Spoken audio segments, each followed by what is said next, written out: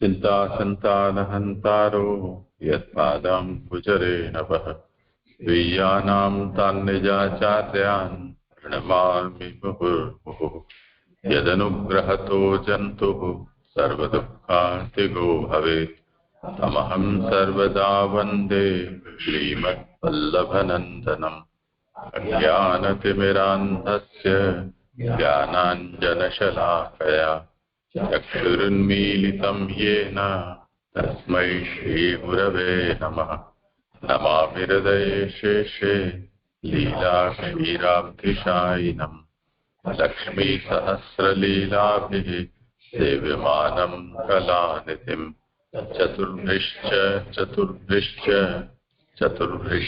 त्रिभिस्तथा षड्भिर्विराजते योऽसौ पञ्चधा हृदये मम।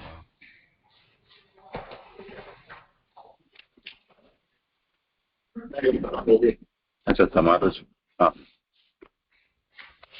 ભાગવત શાસ્ત્રનો અર્થ આનંદ કરીને આનંદ લીલા. સ્કંદનો અર્થ બીજો સ્કંદ સ્વર્ગ. સ્વર્ગની વ્યાખ્યા બ્રહ્મમાં ગુણોમાં વૈષમ્ય પ્રગટ થવાના લીધે મહાભૂતો, તન્માત્રાઓ, ઇન્દ્રિયો તથા બુદ્ધિનો જન્મ થાય છે તેને સર્ગ કહે છે. પ્રકરણો કરતા સર્ગના સ્કંદના 4 પ્રકરણો થાય છે. એમાં પહેલું પ્રકરણ અધિકાર પ્રકરણ, સૃષ્ટિ પ્રકરણ, ઉત્પત્તિ અને ફળ. એમાં અધિકાર પ્રકરણમાં 4 અધ્યાય છે, 1 થી 4. અધિકાર એટલે મુક્તિને અંતર્ગત અધિકાર. ગુણાતીત સૃષ્ટિ પ્રકરણ એ 5મા અધ્યાયમાં તત્વની ઉત્પત્તિમાં 5 અને 6 અધ્યાય છે. 5મા અધ્યાયમાં તત્વની ઉત્પત્તિ કહે છે અને 6ઠા અધ્યાયમાં કાર્યની એટલે પુરુષના શરીરની ઉત્પત્તિ કહે છે. હવે સગુણ સૃષ્ટિ એ અધ્યાય 7 થી 9માં કહેવામાં આવે છે. ગુણાતીત સૃષ્ટિ 5મા અને 6ઠા એ બે જે અધ્યાયો છે કહી અને આ 3 અધ્યાયોમાં એટલે કે અધ્યાય 7 થી 9 સગુણ સૃષ્ટિ કહે છે. કારણ કે આ સગુણ સૃષ્ટિમાં સૃષ્ટિ અને ભગવાનની વચ્ચે ગુણોની સૃષ્ટિ રચવાની સત્તા કહેવાની છે. આ પ્રસિદ્ધ ગુણોનું નિરૂપણ પૂર્વ પક્ષ તરીકે મતાંતર ભાષાથી 7મા અધ્યાયમાં કરેલું છે.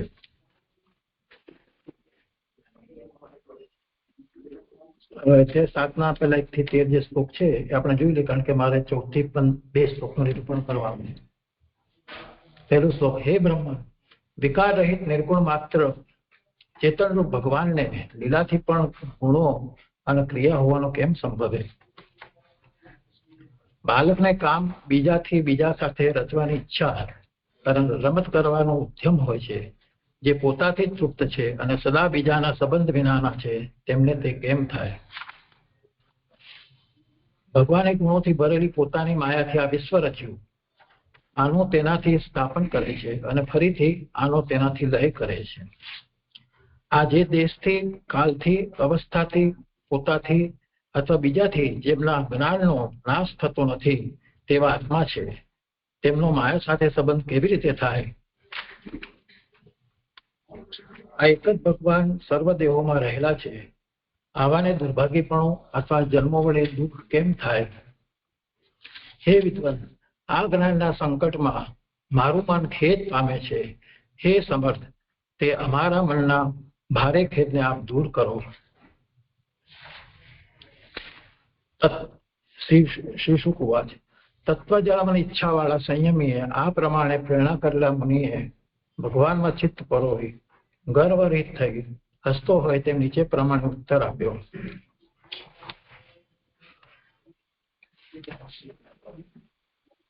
આ તે જ ભગવાનની મૈત્રવાચ. આ તે જ ભગવાનની માયા છે કે જેમાં ઈશ્વર અને સંસારથી મુક્તિનું કૃપણપણું અને બંધન એવા ન્યાયનો વિરોધ છે.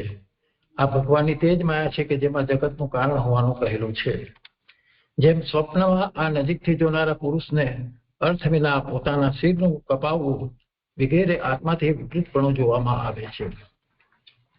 જેમ જલની અંદર હાલવું વગેરે તેણે જલે કરેલો ચંદ્રમાનો ગુણ ન હોવા છતાં જોવામાં આવે છે, તેમ જોનારા આત્મામાં જળનો ગુણ દેખાય છે. હવે જે માયા દેખાવાનો સંબંધ હોવાથી તેને દૂર કેવી રીતે થાય તેના ઉપાય બતાવે છે. તે ખરેખર નિવૃત્તિના ગુણથી, વાસુદેવની કૃપાથી અને ભગવાનની ભક્તિના યોગથી આ જન્મમાં ધીરે ધીરે દૂર થાય છે. આ 11 અને 12 એ 13 શ્લોકમાં કીધેલું છે. હવે શ્લોક 14. એટલે આગળ આપણે જોઈ ગયા કે કર્મ માર્ગ પ્રમાણે, જ્ઞાન માર્ગ પ્રમાણે અને ભક્તિ માર્ગ પ્રમાણે આ 3 સાધનો માયાને દૂર કરવા માટેના જણાવ્યા. હવે 14મા શ્લોકની ઉત્થાનિકા. આ રીતે માયા દૂર થાય ત્યારે જ સર્વ સંદેહો દૂર થાય છે એમ મૈત્રેય કહેલું સાંભળીને. એટલે મૈત્રેય બીજું કહેલું કે જયારે માયા દૂર થાય ત્યારે જ સર્વ સંદેહો દૂર થાય છે. તેણે કહેલું મૈત્રેય કહેલ સાધનના વાક્યથી, એટલે ઉપર જે કહેલા સાધનના વાક્યથી ભગવાન પરની પ્રીતિ સાધન હોવાનું સ્મરણ કરીને, એટલે ભગવાન પરની પ્રીતિનું સાધન છે એનું સ્મરણ કરીને તે પ્રીતિ ઉત્પન્ન થતા, હવે વિદુરજીમાં તે પ્રીતિ ઉત્પન્ન થઈ, તે પ્રીતિ ઉત્પન્ન થતા સંદેહ પોતાની મેળે દૂર થવાની તેણે મૈત્રેય કહેલું ફલ પ્રાપ્ત થયું. એટલે એમનામાં જે પ્રીતિ ઉત્પન્ન થઈ તેના લીધે તેમનામાં જે સંદેહ હતા તે દૂર થયા અને મૈત્રેય જે ફલ કહ્યું કે એમના સંદેહનું નિવારણ થઈ જશે તે ફલ પણ એમને પ્રાપ્ત થયું. તેથી પોતાના વિદુરના હૃદયમાં સંદેહ રહ્યો નથી. હવે વિદુરના હૃદયમાં સંદેહ રહ્યો નથી તે મૈત્રેયને રૂબરૂમાં નીચેના શ્લોકમાં કહે છે. મૈત્રેયની સમક્ષ જ આ સંદેહ દૂર થયા છે એવું કહે છે. વિદુર ઉવાચ સંચિન્ન સંશયો મહ્યમ તવ સુક્તાસિના વિભો ઉભયત્રાપી ભગવન મનો મે સંપ્રધાવતી. શ્લોકાર્થ. હે સમર્થ, મારા માટે યોજેલા આપના ઉત્તમ વાક્ય રૂપીથી મારો સંશય કપાઈ ગયો. હે ભગવાન, મારું મન બંને વિષયોમાં સારી રીતે ઘણું પહોંચે છે. સુબોધનીજી. તેમ થયું ન હોય, એને 1 નંબરની ફૂટનોટ. તેમ થયું ન હોય એટલે ચરણારવિંદની પરની પ્રીતિનું ફલ થયું ન હોય તો પ્રકાશમાં કહે છે તો ગુરુએ કહેલા શાસ્ત્રથી સંદેહ દૂર થવાનું ન ગણાય. એટલે ગુરુએ જે કહ્યું છે શાસ્ત્રમાં જે વચનો છે એનાથી સંદેહ દૂર થયું ન ગણાય. મહ્યમ, મારા માટે યોજેલો આપનો સુક્તાસી ઉત્તમ વાક્ય રૂપ ખડક, તેનાથી સંદેહ કપાઈ ગયો. આ જે પૂર્વાર્ધમાં કહ્યું છે સંચિન્ન સંશયો મહ્યમ તવ સુક્તાસીના વિભો, એનો અર્થ બતાવી રહ્યા છે કે મારા માટે યોજેલો આપનો વાક્યરૂપ ખડક, તેનાથી સંદેહો કપાઈ ગયા છે પણ તર્કથી છૂટેલા નથી. એટલે મારા સંદેહો જે કપાઈ ગયા છે એ આપણે જે મને સાધનરૂપ વાક્યો કયા તેનાથી કપાઈ ગયા છે પણ તે કોઈ તર્કથી એ સંદેહો છૂટેલા નથી. વળી આપનું વચન સાધન દર્શાવનારા પ્રકારનું હોવાથી ખડકરૂપ છે. આપે જે મૈત્રેયજીએ જે વચન કહ્યા સાધન દર્શાવનારા પ્રકારનો હોવાથી એ ખડકરૂપ છે અને તેથી હવે પછી તર્ક કહેવાનું નથી. એટલે હવે તર્કની કોઈ આવશ્યકતા નથી. ભગવાનની માયાના અંશને બલ તરીકે સ્વીકારીને તેની સાથે જ્યાં બુદ્ધિને મોકલવામાં આવે છે ત્યાં જ ધનુષ્યમય જલા બાણની પેટે વિઘ્ન વિના પહોંચે છે. તે અર્થ ઉત્તરાર્થ કહે છે. એટલે આમાં મને એવું લાગે છે કે એવું કહેવા માંગે છે કે તમે જે મને વાક્ય કયા સાધનનું વાક્ય કયા તે બાણની રૂપ જે બાણ જે તીર જાય છે સીધું વિના વિઘ્ન જે લક્ષ્ય એને એના તરફ જતું રહે છે વિના વિઘ્ને, તેવી રીતે તમે મને જે વાક્યો કહ્યા તે મારી બુદ્ધિમાં બરાબર પ્રવેશી ગયા. તે ઉત્તરાર્થ કહે છે. ઉત્તરાર્થ કહે છે ભગવાનની સ્વતંત્રતા અને જીવની પરતંત્રતાના વિષયમાં ભગવાન જગતનું બીજ હોવાનું અને તેમની જગત રચવાના પ્રયોજનમાં વિષયમાં જ્ઞાનનો અને માયાનો સંબંધ હોવાના વિષયમાં મારો સંશય કપાઈ ગયેલો હોવાથી મારું મન પરસ્પર વિરુદ્ધ જણાતા બંને વિષયોમાં સારી રીતે ઘણું પહોંચે છે. એટલે આ પહેલા એમને જે બધા સંશયો હતા જે પહેલા 1 થી 4 શ્લોકમાં કહેલું છે એ પ્રમાણે કે ભગવાન જગતનું બીજ હોવામાં એમને સંશય થાય છે અને બીજું જગત રચવાના પ્રયોજનના વિષયમાં જ્ઞાન અને માયાનો સંબંધ જે બંને પરસ્પર વિરુદ્ધ છે તે સંબંધ હોઈ ના શકે તે વિષયમાં પણ તેમને સંશય થયેલો હતો. તે બધા જ સંશયો કપાઈ ગયેલા હોવાથી મારું મન પરસ્પર વિરુદ્ધ જણાતા બંને વિષયોમાં સારી રીતે ઘણું પહોંચે છે. એટલે કે આ વિષયો હવે હું સમજી રહ્યો છું. પોતાની એટલે વિદુરની અંદર તેવું જ્ઞાન ઉત્પન્ન કરવાની શક્તિ મૈત્રમાં છે. એટલે આ જે જ્ઞાન થયું તે જે વિદુરજીને પોતાની અંદર જે જ્ઞાન થયું તે ઉત્પન્ન કરવાની શક્તિ મૈત્રેયજીમાં છે એમ જણાવવા હે ભગવાન એવું સંબોધન કર્યું છે. જે ઉત્તરાર્ધમાં કહ્યું છે ઉભયત્રાપી ભગવાન મનો મેં સંપ્રધાવતી એ અહીં સમજાવી રહ્યા છે. હે ભગવાન સંબોધન કરેલું છે. સારી રીતે પહોંચવું એટલે તર્કની જરૂર વિના વિઘ્ન વિના પહોંચવું એટલે સારી રીતે મને સમજણ પડી છે એટલે કોઈ તર્કની જરૂર વિના અને કોઈ વિઘ્ન વિના એ મને જ્ઞાન પ્રાપ્ત થયું છે. એ ઘણું પહોંચ્યું છે એટલે પ્રયાસ વિના પહોંચ્યું. 8 થી 14 શ્લોક સંપૂર્ણ છે.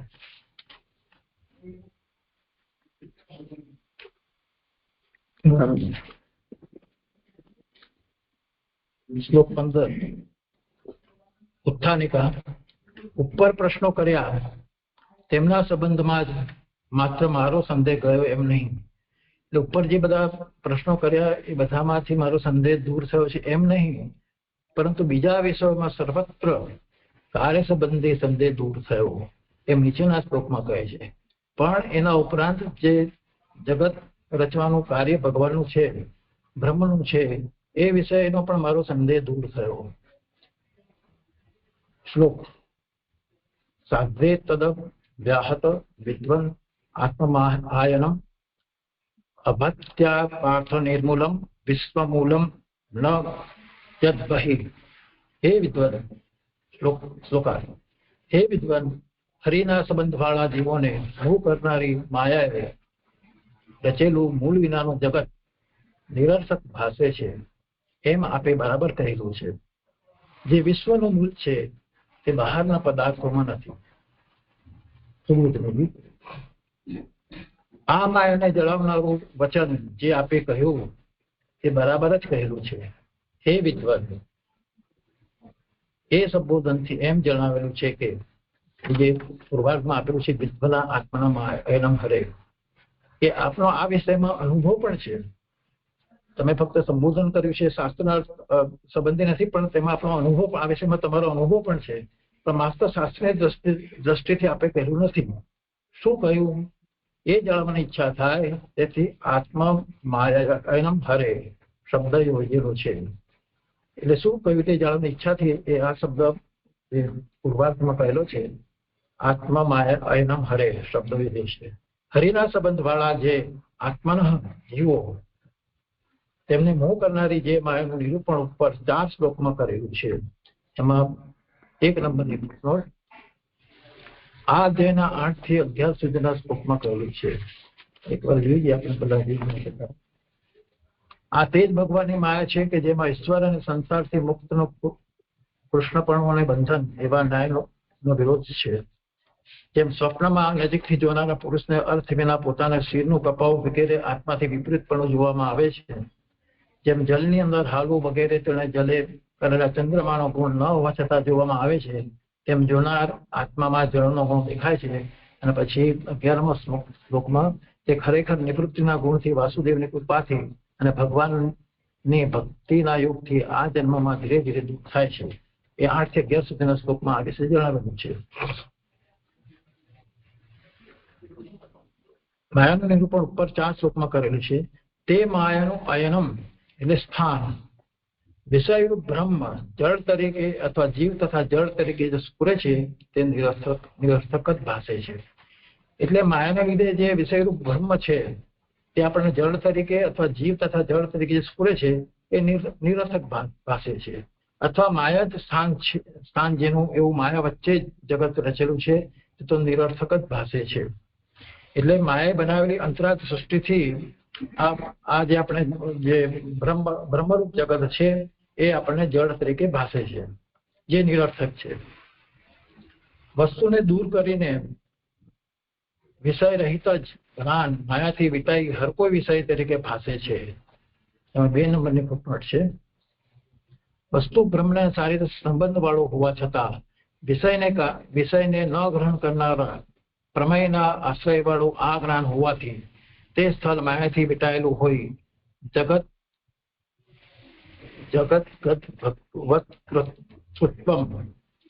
એવા વૃંદાવન પ્રેસ વાળા પ્રાર્થનો પાઠ લીધેલો છે.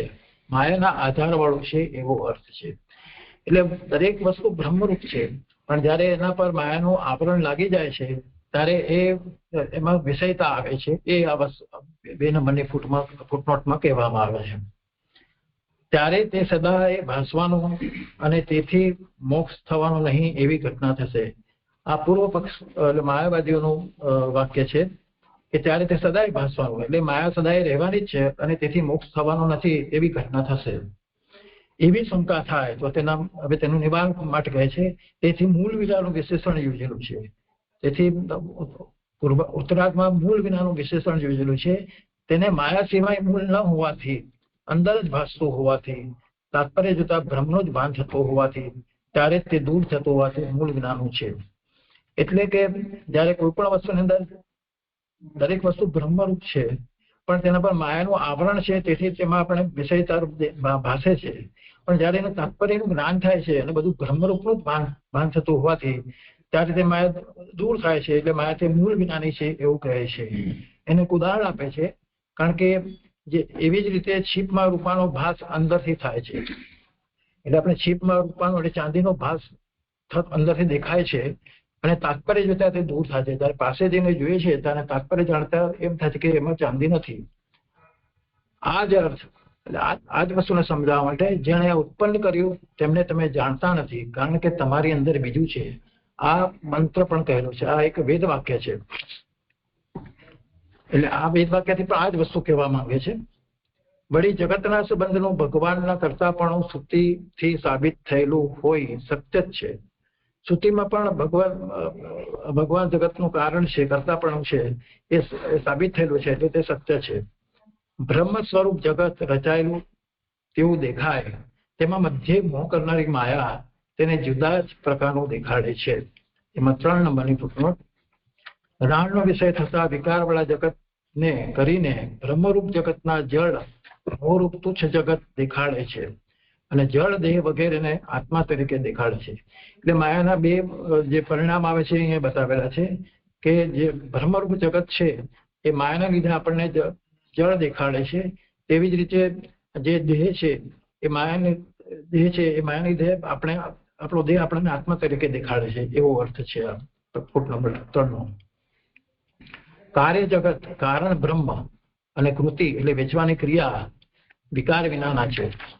એટલે કાર્ય કારણ અને બ્રહ્મની કૃતિ એટલે કૃતિ તરીકે હું એવું સમજુ છું કે સૃષ્ટિ ભગવાનની રચવાની સૃષ્ટિને કૃતિ તરીકે હું જોઈ રહ્યો છું. એ ત્રણેય વસ્તુ જે છે વિકાર વિનાના છે. તમારી અંદર શબ્દ હોવાથી આ જગત જુદા પ્રકારનું જોવાનું બધાને અનુભવ નથી. એમાં 4 નંબરની ફૂટનોટ છે. જગત જળ સર્વને દેખાય છે, તેથી ભ્રમ ન હોઈ શકે. તેથી તે જગત મૂળ વિનાનું કેમ હોય એવી શંકા થાય. તેથી જળપળું વગેરે સર્વને દેખાતા નથી એમ દર્શાવવા ઉપરની શ્રુતિ મંત્રમાં તમારી અંદર બીજું છે એમ કહેલું છે. આ જે બીજું છે એમ જે વેદ વાક્યમાં કહેલું છે તમારી અંદર જે બીજું છે એ સમજાવી રહ્યા છે કે જગત આપણને જળ દેખાય છે પણ એકચ્યુઅલી તે બ્રહ્મ છે. એકચ્યુઅલી તે એ બ્રહ્મનું જ કાર્ય છે, પણ એ બધાને જળ તરીકે ભાસે છે. પણ દરેક જણને જળ દેખાતો નથી. જેને પોતાની અંદર એ વસ્તુનું જે સાત્વિક લોકો છે કે જે બ્રહ્મનું જેમને જ્ઞાન છે એ લોકોને એ જગત બ્રહ્મરૂપ જ દેખાય છે. એ તમારી અંદર શબ્દ હોવાથી જગત જુદા પ્રકારનું જોવું તે બધાનો અનુભવ નથી. એ દરેક જણને એવું નથી અનુભવ થતું કે આ જગત બ્રહ્મરૂપ છે, પણ જેની અંદર સાત્વિકતા છે, જેને બ્રહ્મ જ્ઞાન છે તેવા લોકોને જગત બ્રહ્મરૂપ દેખાય છે. વળી પ્રમેય અધ્યાયમાં પૂર્વ પક્ષમાં 8મા ફૂટનોટ નંબર 5 બ્રહ્મસૂત્રના 2જા અધ્યાયમાં પ્રમેય અધ્યાયમાં પૂર્વ પક્ષમાં કાર્ય અને કારણનો અવિરોધ દર્શાવતું જગત બ્રહ્મથી જુદા પ્રકારનું હોવાથી ચેતનાનું કારણ નથી એમ આ શબ્દ ચેતનાનું કારણ નથી. આપણે એટલું જોઈએ.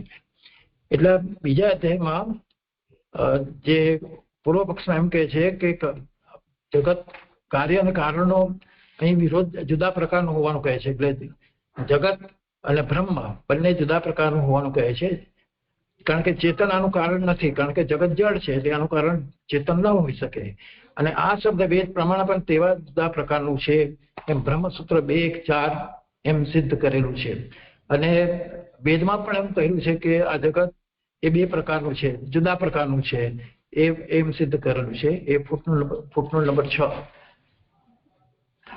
સાંખ્ય વગેરે બ્રહ્મ અને જગતના ભેદ માનનારાઓ વિજ્ઞાન અને વિજ્ઞાન એ શ્રુતિના બલે તે બેમાં ભેદ માને છે. એટલે શ્રુતિ વાક્ય છે વિજ્ઞાન અને વિજ્ઞાન એ શ્રુતિના બલે અને સાંખ્ય વગેરે બ્રહ્મ અને જગતને ભેદ માનનારાઓ છે. અને બ્રહ્મસૂત્ર 2:1:4 પણ તે કહેલ છે.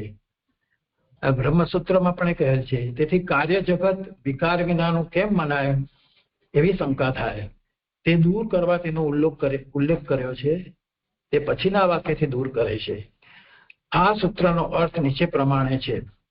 બ્રહ્મ જગતથી જુદા પ્રકારનું જળ હોવાથી બ્રહ્મ તેનું ઉપાદાન કારણ ન હોય. કારણ કે જગત જળ છે ને બ્રહ્મ ચેતન રૂપ છે, તો તેનું ઉપાદાન કારણ બ્રહ્મ ન હોઈ શકે. કારણ કે લોકમાં કાર્ય અને કારણ એક જ પ્રકારના હોવાનું ઘડો વસ્તુ વગેરેમાં જણાય છે. કારણ કે લોકમાં આપણે જોઈએ છીએ કે સૂતર અને કાપડ, માટી અને ઘડો એ બધા કાર્ય અને કારણ જે પ્રકારના છે તે વસ્ત્ર વગેરેમાં જણાય છે. કારણ કે તેમનું ઉપાદાન કારણ એક જ હોય છે. તેથી તર્કથી વિરુદ્ધ વેદ પણ તેમનું કારણ અને કાર્ય હોવાનું કહી ન શકાય. તમે એમ કહો કે તર્ક પ્રત્યક્ષ ઉપર આધાર રાખે છે અને પ્રત્યક્ષમાં બ્રહ્મ દેખાય છે, તેથી તર્ક પર અમારે આધાર રાખતા નથી. તમે જે તર્ક અમને કહો છો અમે તર્કથી અમે આધાર રાખતા નથી. તો વેદમાં પણ જગતને વિજ્ઞાન અને અજ્ઞાન શબ્દોથી ચેતન તેમજ જળ કહેલ છે. તેથી તેનું ઉપાદાન કારણ ચેતન જ્ઞાનરૂપ બ્રહ્મ હોઈ ન શકે. અને વેદમાં પણ જગતને વિજ્ઞાન અને અવિજ્ઞાન શબ્દોથી ચેતન તેમજ જળ કહેલ છે. તેથી તેનું ઉપાદાન કારણ ચેતન જ્ઞાનરૂપ બ્રહ્મ હોઈ ન શકે. આ પ્રકાશમાં કહેલું છે.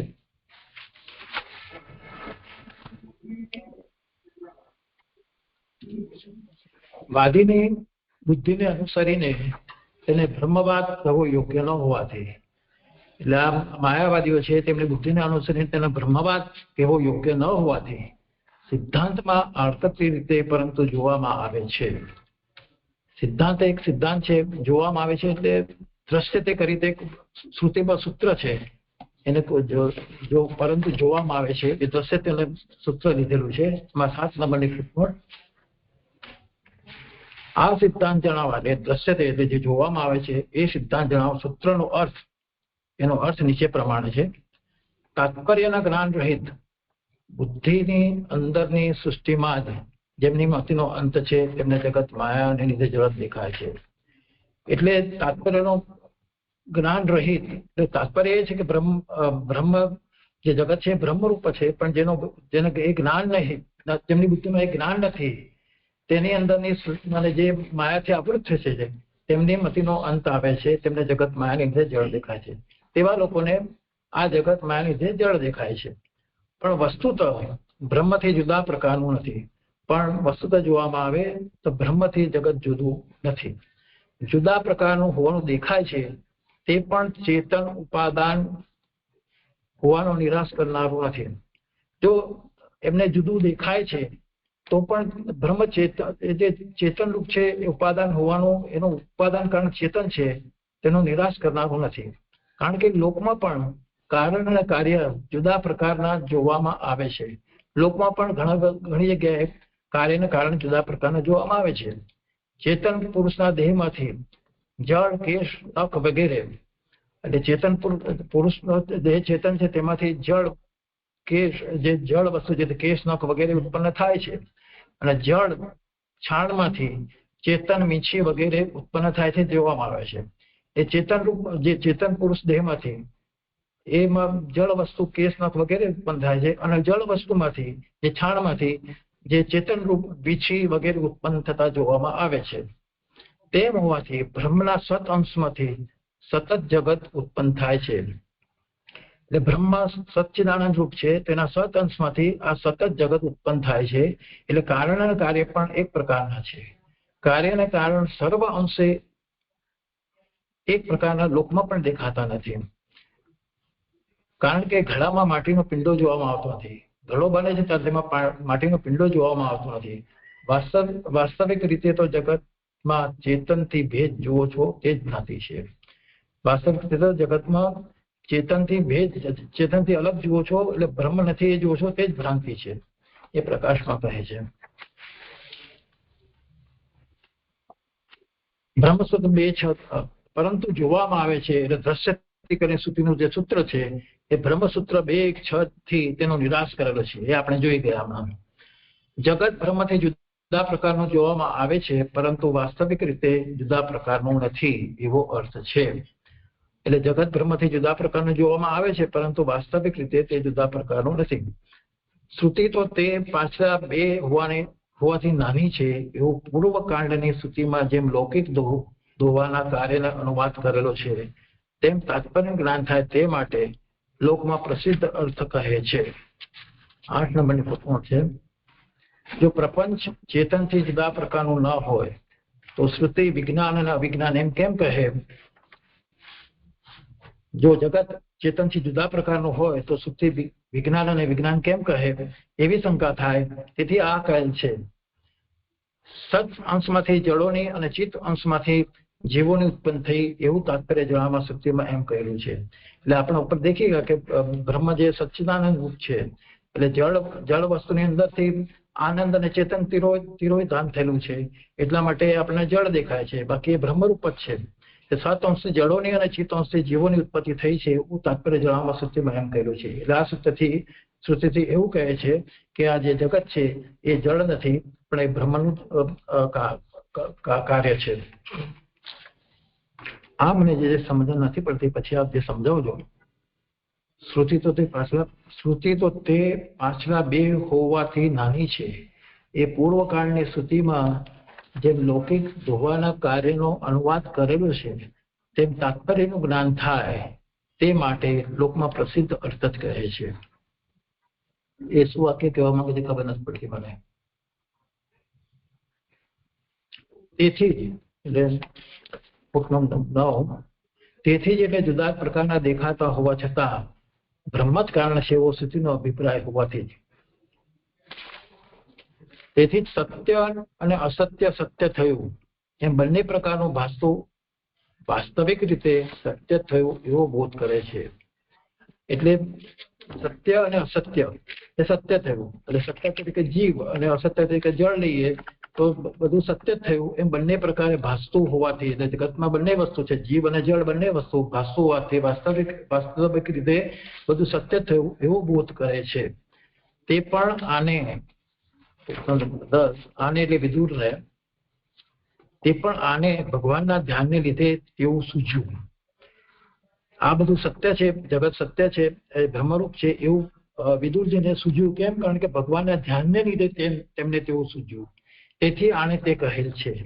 તેથી એમને આને એટલે વિદુરજીએ કહેલ છે. અથવા માયાવાદીની પેઠે આ માત્ર મધ્યે રહેલાનું વચન છે. અથવા માયાવાદીની પેઠે આ જગત જે જળરૂપ છે વળી ભગવાન માયાથી પર હોવાથી વિશ્વનું જે મૂળ છે તે બહારના પદાર્થમાં નથી પરંતુ બુદ્ધિમાંથી નીકળેલા દડામાં જ ભાસે છે.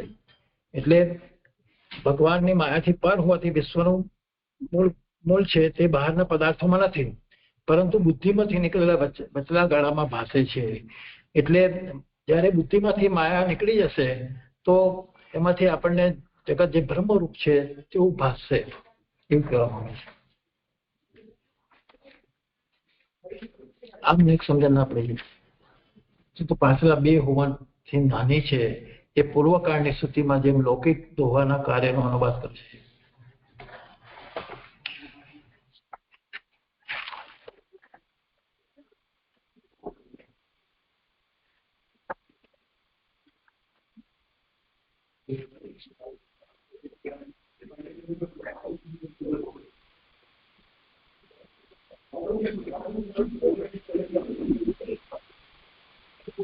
પુરુષોત્તમજીએ પણ આનું બહુ વિવરણ કર્યું નથી, ખાલી જે વચન છે એ આખું આપી દીધું છે.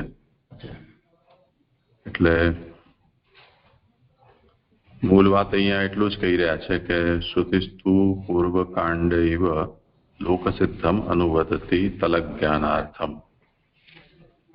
પૂર્વખંડમાં જે આગળ આ દૃષ્ટાંત આપી રહ્યું છે તે પ્રમાણે શ્રુતિ જે લોકસિદ્ધ છે એનો અનુવાદ કરી રહી છે તલજ્ઞાન થાય એના માટે, એટલે તલસ્પર્શી તત્વ જ્ઞાન થાય તે માટે લોકસિદ્ધનો કેવલ અનુવાદ કરે છે. લોકસિદ્ધનો મતલબ લોકમાં જે રીતે જે લોકો જેનો અનુભવ કરતા હોય એને જ કેવલ રિપીટ કરી રહ્યા છે, પણ એ અનુવાદ કરવાનો હેતુ તત્વજ્ઞાન કરાવવું એ છે.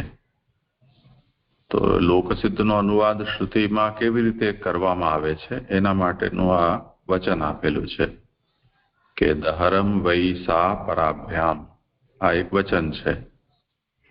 એ વચન આખું કઈ રીતે છે તો યા ચૈત્ર રેકસ્યાને ઉપસીદંતી દહરમ વૈ સા પરાભ્યામ દેહાભ્યામ દુહ. આવું એક તૈત્તિરીય સંહિતામાં વચન છે. એમાં કોઈક લોક સંબંધી પદાર્થ છે જેનો આ ઉચ્ચાર વેદમાં કરવામાં આવ્યો છે. તો હવે શું એનો મતલબ છે કઈ ખબર નથી. એમાં પાઠભેદ પણ છે, એટલે દોહ છે કે દેહ છે એ વિષયમાં સંશય છે. પણ એ ઉદાહરણ જો ન સમજાતું હોય તો મૂળ વાત એટલી જ છે કે બ્રહ્મસૂત્રમાં દ્રશ્યતે તુ, એ જે બ્રહ્મસૂત્ર છે એમાં લોક પ્રતીતિ છે એને લક્ષ્યમાં લઈ અને આ વાત કહેવામાં આવી રહી છે. અને લોક પ્રતીતિ એવી છે કે જગત અચેતન છે અને બ્રહ્મ જો ચેતન હોય તો ચેતન બ્રહ્મથી અચેતન જગતની ઉત્પત્તિ કેવી રીતે થઈ શકે? તો આ પ્રશ્ન તો લોક પ્રતીતિને લઈને ઉભો થયેલો છે, કેમ કે લોકને આ જગતની અંદર ચૈતન્ય દેખાતું નથી. પણ જો બ્રહ્મજ્ઞાનીને પૂછશો તો બ્રહ્મજ્ઞાની એમ કહેશે તમે મૂર્ખાઓ છો, ચેતન જ તો છે, તમે અચેતન કેમ કહી રહ્યા છો જગતને? જગત ચેતન જ છે, તો ચેતનથી ચેતનની ઉત્પત્તિ થાય જ ને, એમાં વિજાતીયતા જેવું કંઈ નથી.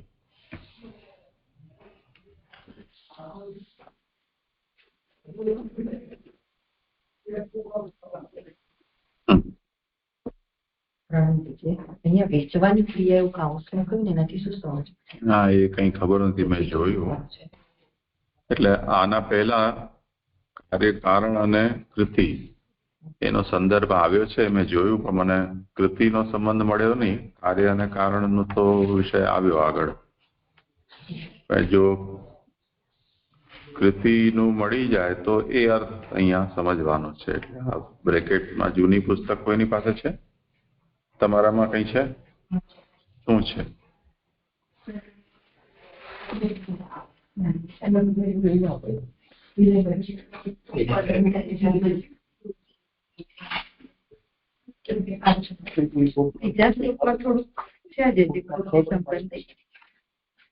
લીલા એટલે વિલાસ કરવાની ઈચ્છા, સર્જન વિનાશ કરવાની બહાર કાર્ય ઉત્પન્ન થતું નથી. ઉત્પન્ન થયેલ વિકાર વિનાશ કાર્ય નથી. એવું પ્રીતિ સંબંધી છે. એ જ લખેલું છે, વેચવાની ક્રિયા જ લખેલું છે. હા,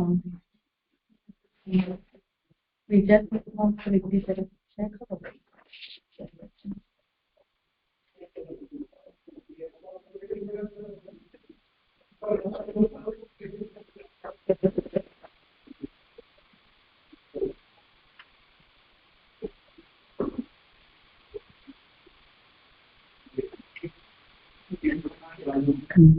બ્રહ્મ જ્ઞાન ની વાત તો નથી કરતા ને કે વેચવાની ક્રિયા શક્તિ, બ્રહ્મ જ્ઞાન આપવાની શક્તિ એમનામાં છે, તમારામાં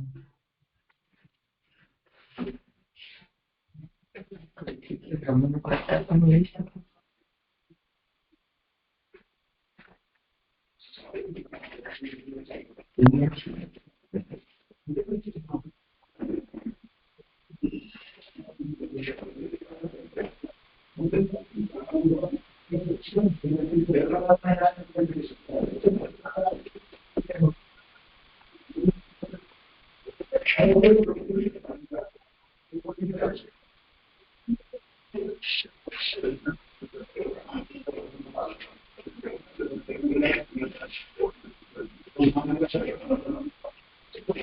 જે પૂછ્યું કે એવડે ત્યાં ચાલે છે ને ડિસ્કશન.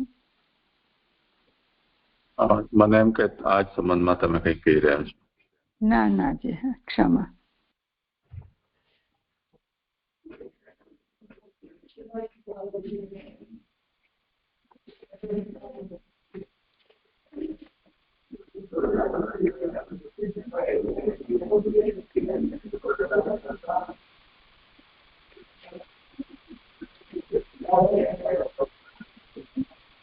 એટલે વ્યાપાર એનો અર્થ સમજી શકાય. એને આપણે વેચવાની ક્રિયા બહુ લિટરલ અનુવાદ કર્યો છે. એટલે આ વ્યાપારથી જ તાત્પર્ય છે. કેમ કે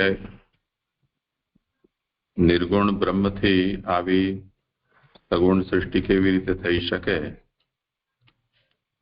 અવિકૃતથી વિકૃત કેવી રીતે થઈ શકે, ચિન્માત્ર છે એ આવો જડ કેમ થઈ શકે.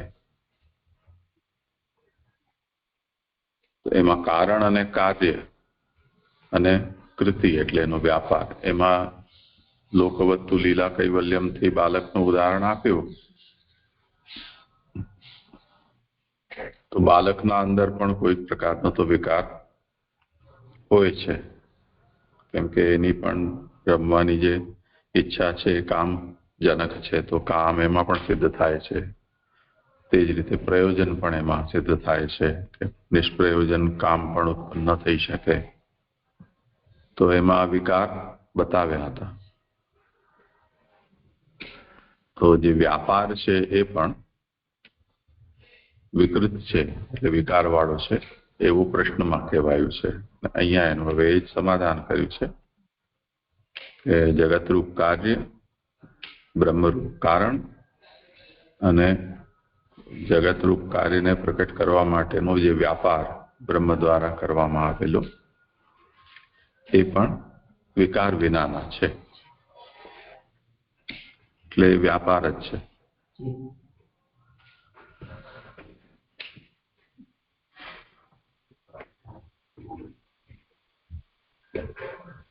જે પૂછ્યું હવે. હા, આજે પ્રણામ. આ છેલ્લેથી 3-4 લીટી છે તે નથી સમજાતી. તે પણ આને 10મી ફૂટનોટ વાળી ભગવાનના ધ્યાનને લીધે તેવું સૂચ્યું, તેથી આણે તે કહેલ છે. એટલે વિદુરજી માટે વાત કરે છે. અથવાથી જે કહે છે ને, અથવા માયાવાદીની પેટે આ માત્ર મધ્યે રહેલાનું વચન છે. વળી ભગવાન માયાથી પર હોવાથી વિશ્વનું જે મૂળ છે તે બહારના પદાર્થોમાં નથી, પરંતુ બુદ્ધિમાંથી નીકળેલી વચગાળામાં જ ભાસે છે. જે આટલું નથી સમજાતું છે. પ્રણામ. એકચ્યુઅલી એ છે ને સેન્ટેન્સ નીચેના બે લાઈન એ મતાંતર છે આખો. હવે એ જે આપણે ઉપર જોયું ગયા ને કે આ જે અર્થ છે જેને આ ઉત્પન્ન કર્યું છે તેમને તે જાણતા નથી, તમારી અંદર બીજું છે. આ જે વેદ વાક્ય છે એને સમાધાન કર્યું છે કે એ શું કહેવા માંગે છે એ બતાવી રહ્યા છે કે વળી ભગવાન માયાથી પર હોવાથી વિશ્વનું જ મૂળ છે. એટલે ભગવાન જ વિશ્વનું મૂળ છે, તે બહારના પદાર્થોમાં નથી. એ ઉપર કહ્યું છે કે જેને ઉત્પન્ન કર્યું છે તેને તમે જાણતા નથી, તમારી અંદર બીજું છે. તે બહારના પદાર્થોમાં નથી, પરંતુ બુદ્ધિમાંથી નીકળેલી વચગાળામાં જ ભાસે છે. એટલે બુદ્ધિમાંથી શું નીકળે? માયા જ્યારે નીકળી જાય તો જે વચગાળામાં જે માયા છે, જે આંતરિકા સૃષ્ટિ બનાવીને બેઠી છે, એ માયા નીકળી જાય તો તમને બ્રહ્મરૂપ દેખાશે જગત. એવું કહેવા માંગે છે. હું એવું સમજુ છું કે જે તમારી અંદર બીજું છે, જે શ્રુતિ વાક્ય વેદ વાક્ય કહ્યું છે.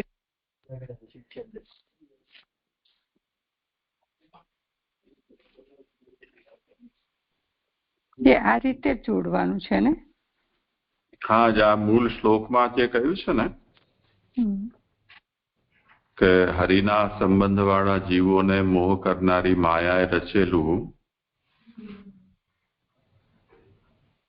નિર્મૂલમ વિશ્વમ, મૂળ વિનાનું જે જગત એ અપાર્થમ આભાતી, નિરર્થક ભાષે છે. એમ આપે બરાબર કહેલું છે. જે વિશ્વનું મૂળ છે તે બહારના પદાર્થમાં નથી. વિષમૂલમ યત તત ન બહિ. ગુજરાતીમાં વહી થઈ ગયું છે, તદ વહી એ બ સમજવાનું છે. તો એ જ વાત, એટલે વિદુરજી હવે જે સમજ્યા છે ને એ કહી રહ્યા છે કે સત્યંચાનૃતંચ સત્યમ અભવત. તો જે સત્ય છે એ જ સત્ય પણ બન્યું અને અસત્ય પણ બન્યું. તો અસત્ય એટલે જડતયા જે ભાષિત થાય છે એ પણ વસ્તુતઃ સત્ય જ છે. આ બોધ વિદુરજીને ભગવત ધ્યાન કરવાને લીધે થયો છે. બીજો અર્થ બતાવી રહ્યા છે કે આ તો આ અંતરાલિકી વિષયતા રૂપા જે સૃષ્ટિ છે તે સમજવું, જે ભાષિત થાય છે. તો જડ તરીકે જે આપણને ભાષિત થઈ રહ્યું છે એ માયાવાદીઓ જેવી રીતે કહે છે તે પ્રકારે એ પ્રક્રિયા છે એમ સમજવું.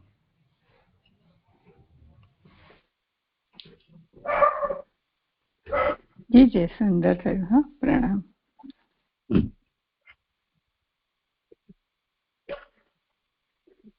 દંડવત પ્રણામ જીજી. હા, મારો વારો છે. અચ્છા, તમારો થઈ ગયો. આગળ કરો. જીજી. હા, 16મો શ્લોક આવી રહ્યો છે, 262 નંબર. તેથી આ શાસ્ત્રમાં અજ્ઞાન રહિત અને સંકટ રહિત બે જ સુખી છે. તે બે નીચેના શ્લોકમાં કહે છે. તેથી આ શાસ્ત્રમાં એટલે અહીં ઉત્થાનિકામાં એમ કહે છે કે બ્રહ્મ જગત એટલે આ જે વિદુરજીના આગળ જે બધા પ્રશ્નો થયા ને એ બધું થયું તેમાં કહે છે કે બ્રહ્મ જગતથી જુદા પ્રકારનું જડ હોવાથી બ્રહ્મ તેનું ઉપાદાન કારણ કેવી રીતે હોય? બ્રહ્મ ચેતન છે અને જગત અચેતન.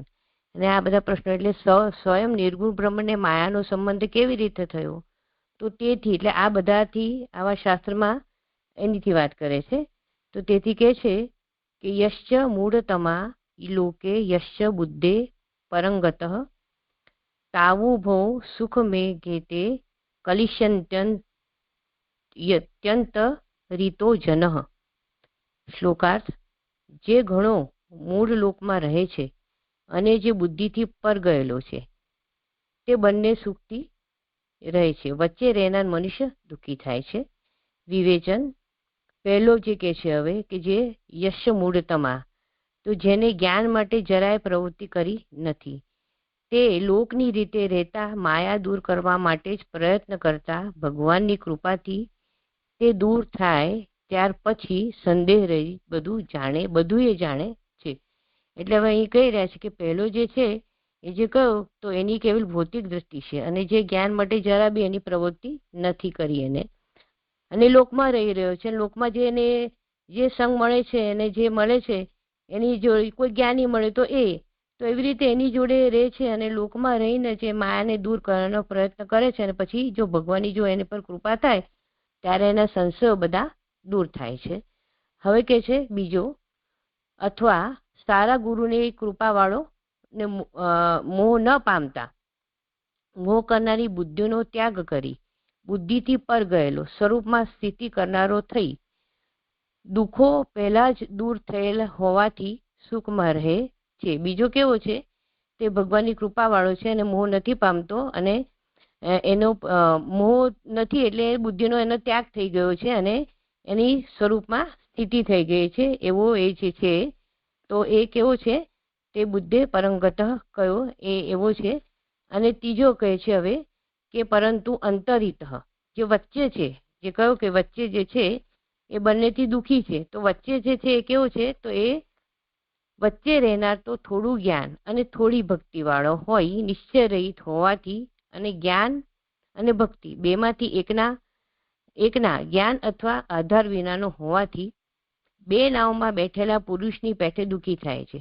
હવે આ વચ્ચે રહેનારો કેવો છે કે એને થોડુંક જ જ્ઞાન છે અને થોડીક ભક્તિ છે અને એ નિશ્ચય રહિત છે, એનો કોઈ નિશ્ચય નથી અને વચ્ચે રહેનાર છે. તો પછી એ કેવો છે? તો એ દુઃખી થાય છે કારણ કે એને થોડુંક જ જ્ઞાન છે, થોડીક જ એનામાં ભક્તિ છે. તો એને ઉદાહરણથી સમજાવે છે કે કેવો છે? તે બે નાવમાં પગ મૂકેલો પુરુષની માફકે દુઃખી થાય છે. હવે કહે છે કે લૌકિક મૂળ એવો અર્થ લઈએ તો બંનેને સમાન સુખવાળા કહેવામાં વિરોધ થાય. આજે લૌકિક મૂળ એવો જો અર્થ લઈએ તો આજે જ્ઞાની છે તો આજે પહેલો જે કહ્યો એ અને બીજો એમાં વિરોધ થશે, એના બંને સમાન ગુણવાળા થશે તો એમાં વિરોધ થશે. અને વળી મૂર્ખાઓને તો સુખ હોતું જ નથી એમ અહીં કહી રહ્યા છે. એટલે આ શ્લોક જે અહીં પૂરો થયો. હું આ શ્લોકમાં આટલું સમજી જજે.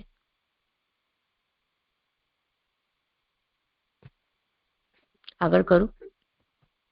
હા.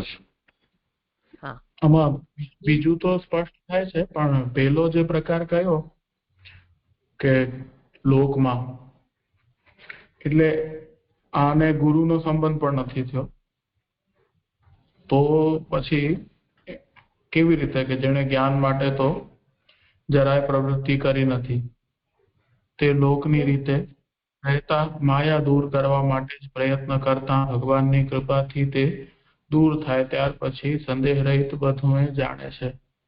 આને તો ન તો ભક્તિનો પ્રકાર અહીંયા દેખાય છે, ન તો કે ઉપાસના આદિનો પણ. તો અહીંયા મુક્તિના જે માર્ગ છે અથવા જ્ઞાન, એટલે અહીંયા તો જ્ઞાન આદિ કર્મનું પણ આવતું નથી વિશેષ. બીજામાં તો એવું સમજાય છે કે જ્ઞાન માર્ગથી ગુરુ સમીપ જઈને આદિ. તો આ પહેલામાં નથી સમજાતું થોડું. જે મને બી આમાં કઈ બહુ સમજાયું નથી, આટલું સમજાયું છે મને, જે સ્પષ્ટ કર્યું એ જ મને આટલી જ ખબર છે આમાં, કે બીજો પહેલો જે છે એ કેવો રહેતો હશે. જે પહેલામાં જે આપણે એમ કહ્યું હતું, પહેલાનું મેં સાંભળ્યું હતું, તો જે એમ કહ્યું હતું કે એમાં એને વિદુરજીને સમજવા, કારણ કે એમને ભગવાનની કૃપાથી જ થયું હતું અને એ અવસ્થા ભેદથી લેવાનું, કારણ કે એ પહેલેથી તો એ ભગવાનની સેવા વાળા એટલે એવા ભક્ત તો હતા જ નહીં, એટલે એ જ્ઞાન માટે તો એમને બી કોઈ પ્રવૃત્તિ નથી કરી અને લોકમાં જ રહેતા હતા. તો એવી રીતે વિદુરજીનું ઉદાહરણ જે ગઈ વખતે આ શ્લોકમાં આપ્યું હતું, જે પણ હું બહુ સમજી નથી ને એટલે મેં એને પ્રસ્તુત નહોતું કર્યું અત્યારે. તો આ બરાબર છે? આ કોઈને વિચાર કરવો હોય આ સંબંધ?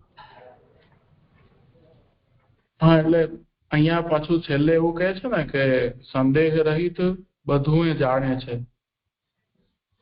એટલે એક તો પ્રશ્ન એ થાય કે બધું જાણે છે તો થોડુંક જ્ઞાન તો જોઈએ જ ને, કે સાવ લોકના બલથી તો બધું જાણે છે એવું તો કેમ કહી શકે?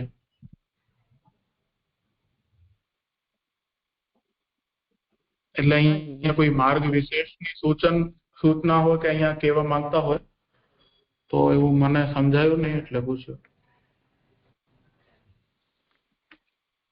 સંદેહ જે બધું જાણે છે ને એ ભગવાનની કૃપાથી જાણે છે. તો મને એવી રીતે મને સમજાવ્યું હતું તે જ્યારે જે વિદુરજીનો પ્રસંગ કયો કે વિદુરજીને લઈ શકાય, તો વિદુરજીને કેવી રીતે લઈ શકાય? એમાં હિનાનો પ્રશ્ન બી હતો કે વિદુરજીને કેવી રીતે લઈએ, તો કે અવસ્થા ભેદથી લેવા. એમને પહેલેથી તો વિદુરજી તો કઈ ભક્ત હતા નહીં જન્મથી, ત્યારે પછી પ્રભુની કૃપાથી એ થયા, તો એ રીતે લેવા એમ સમજાયું હતું. જે હવે મને બરાબર એને પ્રસ્તુતિમાં નથી ખબર પડતી, જે કહેશે આપ, જે આપકો.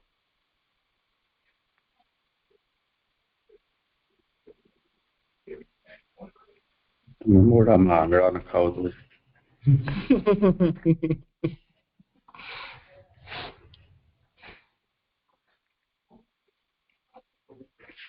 અહીંયા બે રીતે બતાવેલું છે, અત્યારે સમજમાં આવે છે.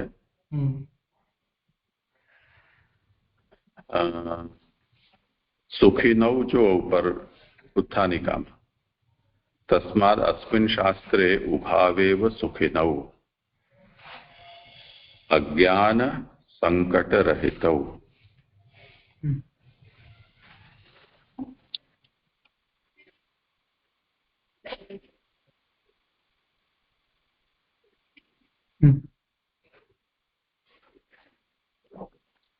જે જ્ઞાની છે તે અને જે સંકટ રહિત છે આ બે સુખી છે. સંકટ રહિતનો અનુવાદ આમણે શું કર્યો છે? એ જ કર્યો છે ને? હા, સંકટ રહિત જ છે. તો જે જ્ઞાની છે અને જે સંકટ રહિત છે. સંકટનો સંદર્ભ અહીંયા આપણે માયા સમજી શકીએ, એટલે જેની માયા નિવૃત્ત થઈ ગઈ છે તે. પછી 16મા શ્લોકમાં આમ કુલ 3 અધિકારી ગણાવી રહ્યા છે. એક સુખી અને બીજો દુઃખી, એ 2 મુખ્ય પ્રકાર. સુખમ એધેતે અને ક્લિશ્યતિ. એમાં સુખીમાં 2 પ્રકાર, એક મૂઢતમ અને એક બુદ્ધે પરંગત. તો મુખ્ય રૂપથી અસ્મિન શાસ્ત્રે ઉભાવેવ સુખિનૌ, આ શાસ્ત્રમાં 2 જ સુખી છે. એક તો અજ્ઞાન રહિત અને બીજો સંકટ રહિત. પણ 16મા શ્લોકમાં જે ગણાવી રહ્યા છે એમાં સંકટ રહિત અને અજ્ઞાન રહિતને 2 સ્પષ્ટ રૂપથી ગણાવ્યા નથી. અજ્ઞાન રહિતને કઈ રીતે કહેલો છે કે જે મૂઢતમ છે અને જે બુદ્ધે પરંગત છે. તો આપણે એમ વિચારીએ કે અજ્ઞાન રહિત એટલે મૂઢતમ અને સંકટ રહિત એટલે બુદ્ધે પરંગત. તો એવું ત્યાં 1-to-1 કરસ્પોન્ડન્સ આવતું નથી. એટલે સુબોધનીજી મહર્ષિ મહાપ્રભુજી યશ્ચ મૂઢતમ, એનો અર્થ શું બતાવ્યો કે મૂઢતમનો મતલબ યસ્તુ જ્ઞાનાર્થમ સર્વથા ન પ્રવૃત્ત, જ્ઞાન માટે જે પ્રવૃત્ત નથી થયો. લોકન્યાયન વર્તમાન, લોકન્યાયથી જે વર્તી રહ્યો છે. અને માયાપગમાર્થમેવ યત્નમ કુર્વન, એ માયાના ને દૂર કરવા માટે યત્ન કરતા કરતા ભગવત કૃપયા તદપગમે, પોતાના પુરુષાર્થથી નહીં પરંતુ અકસ્માત ભગવાનની કૃપા થઈ જવાથી માયા દૂર થઈ જાય. પશ્ચાત સર્વમેવ નિસંદિગ્ધમ જાનાતિ, તો ભગવત કૃપાના કારણે જે બધું પદાર્થ છે એનું નિસંદિગ્ધ જ્ઞાન જેને થઈ જાય છે. આ એક સ્થિતિ થઈ. પછી અથવાથી બીજો પક્ષ બતાવી રહ્યા છે કે સદગુરુણા કૃત્વા ભગવત કૃપયા સહિતો અવ્યામોહિતામ બુદ્ધિમ ત્યક્ત્વા, સદગુરુની કૃપા કરીને ભગવાનની કૃપા સહિત થઈને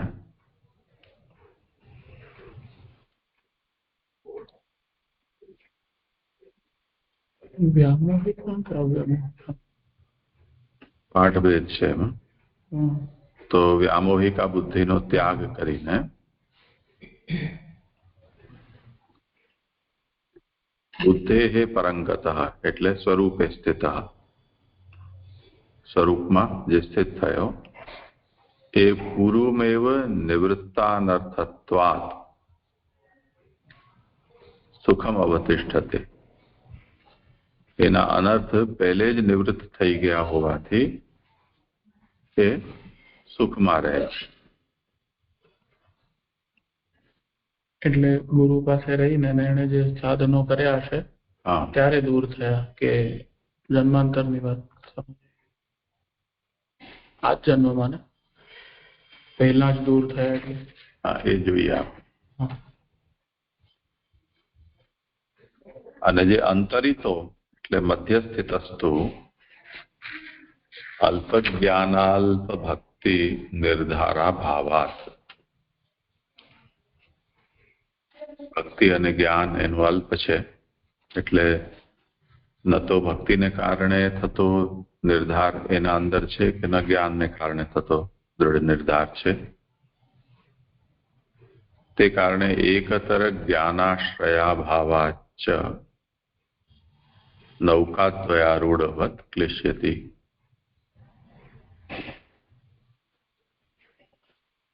એટલે 2 નાવમાં પગ રાખનારની જેમ એ ક્લેશ પામે છે.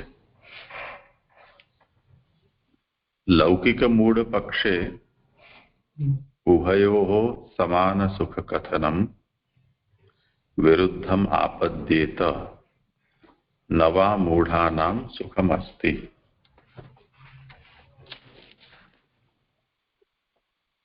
હવે જો લૌકિક મૂળ આમાં લેવામાં આવે તો બંનેને સમાન સુખ છે એમ કહીએ તો એમાં કંઈ વિરોધ નથી.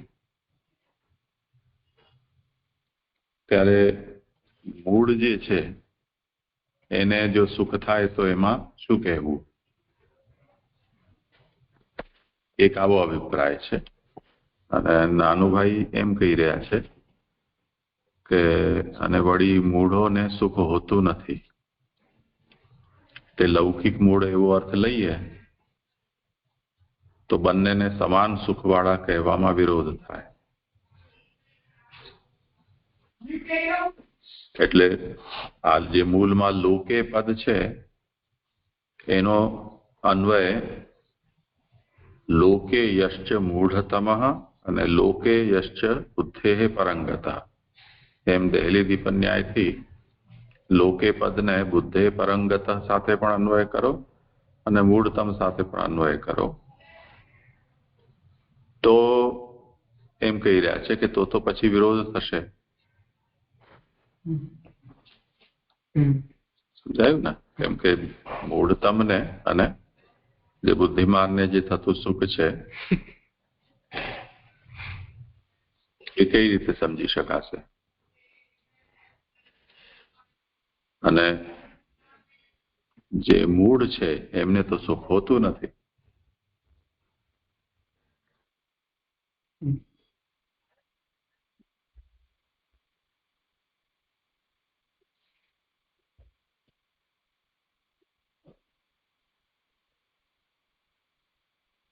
એટલે જે સંકટ રહિત જે છે મૂળ વસ્તુ અહીંયા એ જ સમજવું છે કે જેને ઉત્થાનિકામાં આચાર્ય ચરણ શાસ્ત્રમાં જે અજ્ઞાન રહિત અને સંકટ રહિત,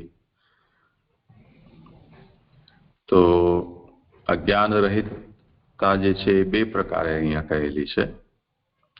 એક પ્રમેય બલથી ભગવાનની કૃપાથી જેનું અજ્ઞાન દૂર થઈ ગયું છે અને હવે નિસંદિગ્ધ જ્ઞાન જેને બધું થઈ ગયું છે. એટલે કદાચ ગયે વખતે વિદુરજીના સંદર્ભમાં એ દ્રષ્ટિથી જ આપણે કહેલું હશે, કેમ કે આગળના શ્લોકમાં આ વાત આવી ને કે વિદુરજીને આ બંને પ્રકારનું પ્રાપ્ત થઈ ગયું.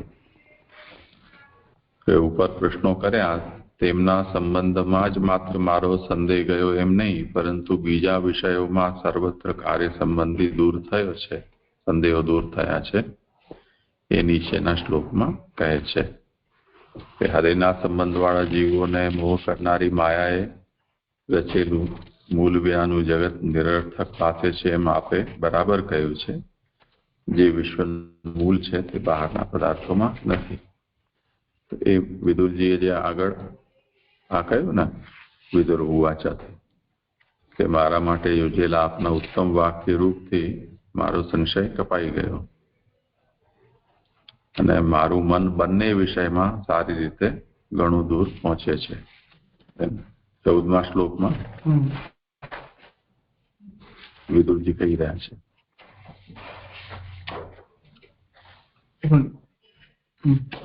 તો એની ઉત્થાનિકા મહાપ્રભુજીએ શું કહી છે કે માયા દૂર થાય ત્યારે સર્વ સંદેહ દૂર થાય એમ મૈત્રેયે કહ્યું એમ સાંભળ્યું અને ભગવત પ્રીતિ એમાં સાધન છે એનું એમને સ્મરણ થયું અને પ્રીતિ ઉત્પન્ન થતા એ સંદેહ પોતાની મેળે દૂર થયા. આ વસ્તુ મૈત્રેયના વચનથી એમના અંદર થયું. એ કારણે હવે વિદુરને સંદેહ નથી રહ્યા એવું એમણે આ બે શ્લોકમાં જણાવ્યું. તો હવે આ સ્થિતિમાં વિદુરજી પોતાની જ આત્મકથા જ કરી રહ્યા છે ને, તો 14-15 શ્લોકમાં સંદેહ નિવૃત્ત થયાનું કહ્યું અને એનાથી સુખી થયા છે. અને તે પછી હવે કેમ કે વિદુર નીતિજ્ઞ છે એટલે આ નીતિમાં બહુ પ્રસિદ્ધ વચન છે વિદુર નીતિ તરીકે. તો એ આને હવે સિદ્ધાંત તરીકે સમજાવી રહ્યા છે. હવે લોકમાં આ વચન છે એનો અનુવાદ એવી રીતે કરવામાં આવે છે કે એક તો જે સર્વથા મૂળ હોય એ મજા માણતો હોય છે, અથવા તો જે પરમ જ્ઞાની હોય તે મજા માણે છે. વચલા બધા છે એ બધા સુખ દુઃખમાં ટળવળતા રહે છે. તો લૌકિક અર્થ એનો આ છે. હવે મૂળતમ જે છે એને અહીંયા જો આપણે સાચા અર્થ કરી રહ્યા છે એને આપણે કહીએ તો નીતિમાં જે અર્થ આપણે વિચાર્યો હમણાં કે જે અત્યંત મૂર્ખ હોય, એટલે ધારો કે રમતો બાળક છે એને હવે કોઈ જીવો મરો કે દિલ્હીમાં બોમ્બ બ્લાસ્ટ થાવ કે તેનાથી એને કંઈ ફરક પડતો નથી. એ પણ સુખી છે, સદા સુખી છે. તો એક એ વસ્તુ છે અને એક જે બધું બ્રહ્માત્મક છે, બ્રહ્મની લીલા છે, બ્રહ્મ લટકા કરે બ્રહ્મ પાસ. તો બોમ્બ એ બ્રહ્મ છે અને મરનારા એ બ્રહ્મ છે, બધું એ બ્રહ્મ છે. તો એને પણ પ્રોબ્લેમ નથી, આપણે બધાને છે સમસ્યા. તો એ દૃષ્ટિથી જો વિચાર કરીએ તો હવે વિદુરજી પોતે પોતાનું એ કહી રહ્યા છે કે મૂળતમ છે. એમાં આચાર્ય ચરણ જે અર્થ કરી રહ્યા છે કે મૂળતમનો મતલબ અહીંયા એવો કે જેણે જ્ઞાનાર્થ કોઈ યત્ન કર્યો નથી, પરંતુ આકસ્મિક એને પ્રમેય બલથી ભક્તિ પ્રાપ્ત થઈ ગઈ છે, એ આપણે આમાં સમજી શકીએ. કેમ કે આગળ જઈને એને ભક્તિ અને જ્ઞાનની વાત કરી રહ્યા છે ને, તો જે મૂળતમ જે છે એનો મતલબ એને જ્ઞાન માર્ગી એ જ્ઞાન પ્રાપ્ત કરવા માટે કોઈ વિશેષ યત્ન કર્યો નથી, અને લોકની રીતે માયા દૂર કરવા માટે પ્રયત્ન કર્યો પણ ભગવાનની કૃપા અચાનક થઈ ગઈ. તો તેવી રીતે તો વિદુરજીનું ઉદાહરણ અહીંયા આપણે શા માટે લઈએ છીએ? કેમ કે એમણે જ્ઞાનાર્થ કોઈ યત્ન કર્યો નથી.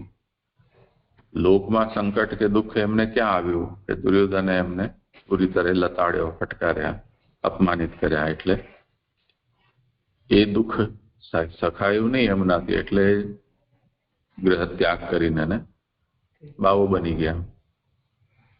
હવે એ ફરતા ફરતા અચાનક જ મૈત્રેય ભેગા થઈ ગયા અને આ રીતે ભગવાનની કૃપા એમના ઉપર થઈ ગઈ છે. તો હવે એમને બધું જ્ઞાન થઈ ગયું છે. એ એમના ચરિત્રમાં આ વસ્તુ દેખાઈ રહી છે.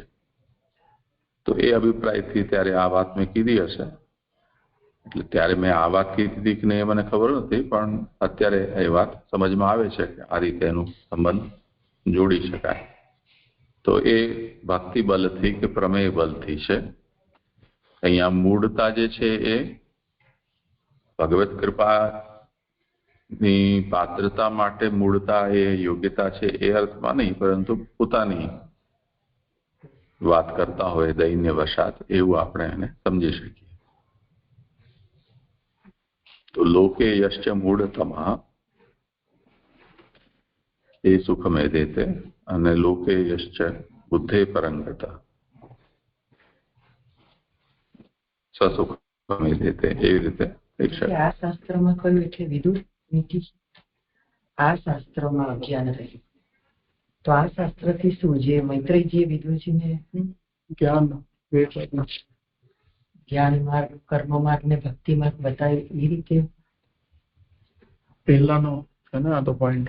શાસ્ત્રમાં જ્ઞાન અજ્ઞાન એટલે મૈત્રેયજી આ બધું કહ્યું, ત્યાર પછી જ એમ કહે છે કે આ જે તમે આપે મને જે આ શાસ્ત્ર કહ્યું એમાં તો અજ્ઞાન રહી અને સંકટ રહી, એ બે સુખી છે. તો આ શાસ્ત્રથી જ્ઞાન તો વેદ જ્ઞાન જેવું લાગે છે મને તો અહીંયા, કે બ્રહ્મ જ્ઞાન જ્યાંથી પ્રાપ્ત થતું હોય એ જ્ઞાન જે શાસ્ત્ર આપતું હોય શાસ્ત્ર એમ. એટલે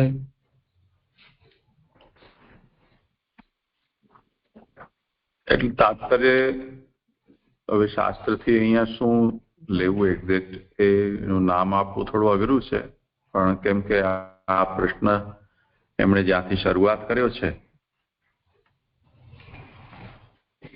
અને એનું નિરાકરણ અહીંયા મૈત્રેય કરી રહ્યા છે.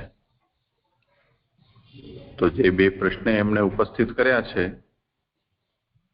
એ પ્રશ્નના ઉત્તર રૂપ જે શાસ્ત્ર છે, હવે એને શું નામ આપવું એ થોડું અઘરું છે અહીંયા. એટલે શાસ્ત્ર એ કોઈ ગ્રંથના માટે આ શબ્દ પ્રયોગ થયો હોય એવું નથી લાગતું. એટલે શાસ્ત્રથી તાત્પર્ય અહીંયા સિદ્ધાંત એવું કે મત એવું આપણે લઈએ. હા, અને જે સંકટ રહિત થી આપણે માયા રહિત કહ્યું ને, તો એવું સમજી શકાય કે જે પહેલો પક્ષ આપ્યો ને એ માયા દૂર કરવા માટે જ પ્રયત્ન કર્યો, તો ભગવાનની કૃપા થઈ એનાથી એમની માયા દૂર થઈ, તો એ સંકટ રહિત એમ કહી શકાય. અને પેલું તો બુદ્ધે પરમ ગત છે જ, તો ત્યાં અજ્ઞાન રહિત, કારણ કે એમ કહ્યું ને કે તે બે નીચેના શ્લોકમાં જણાવે છે. એટલે વાત તો આ બે ની જ આવી રહી છે, સંકટ રહિત અને અજ્ઞાન રહિત. તો આ બેને આપણે કેવી રીતે એની સાથે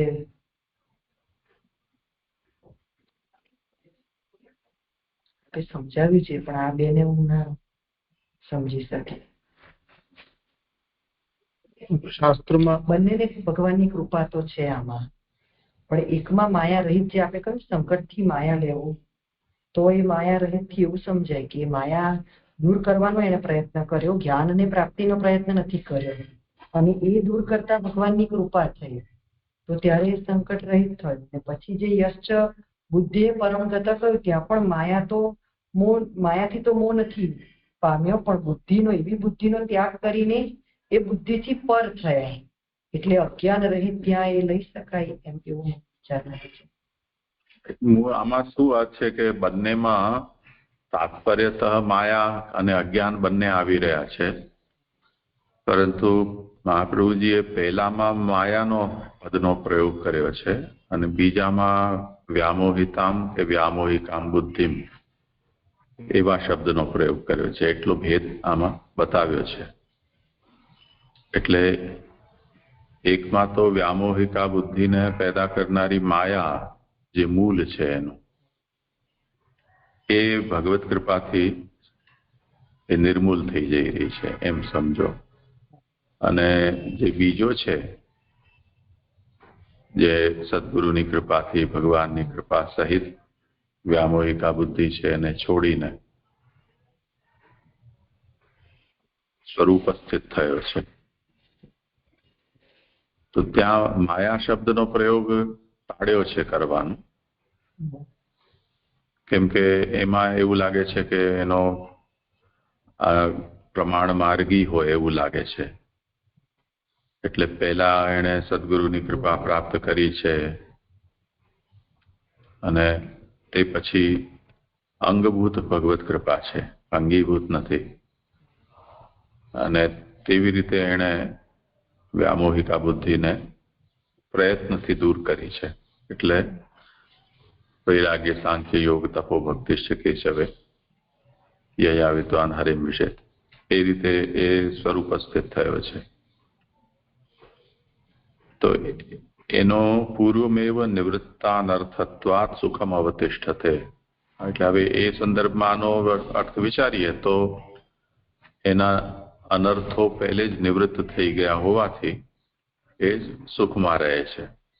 તો પૂર્વમાં જ નિવૃત્ત થઈ ગયા હોવાથી એનું કારણ એવું લાગે છે કે મૂળતમ જે વ્યક્તિ છે જે લોકન્યાયના માયાને દૂર કરવાનો પ્રયત્ન કરે છે, એ આ પ્રકારના જે દુઃખના કારણો છે સંસારાથી, એને છોડ્યા વિના એમાં રહીને જ કરવાનો પ્રયત્ન કરી રહ્યો હોય,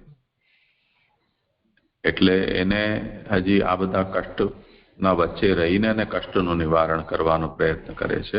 એટલે એના એ અનર્થ નિવૃત્ત થયા નથી. અને આના એ પ્રયત્નો છોડી દેવાને કારણે એના અનર્થો નિવૃત્ત થઈ ગયા છે, એવું કંઈક સમજમાં આવે છે.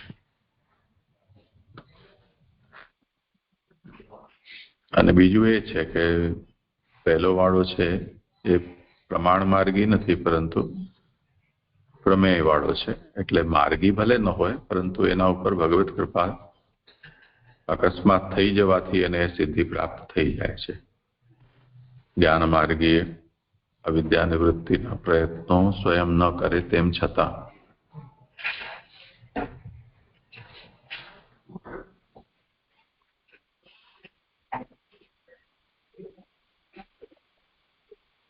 હા, દંડોત પ્રણામ જે છે આ જ્ઞાન માટે જરાય પ્રવૃત્તિ નથી કરી તો પછી જ્ઞાન રહિત જ ગણાય ને અજ્ઞાન રહિત કેમ ગણાય? એ નથી સમજાતું છે. પ્રણામ.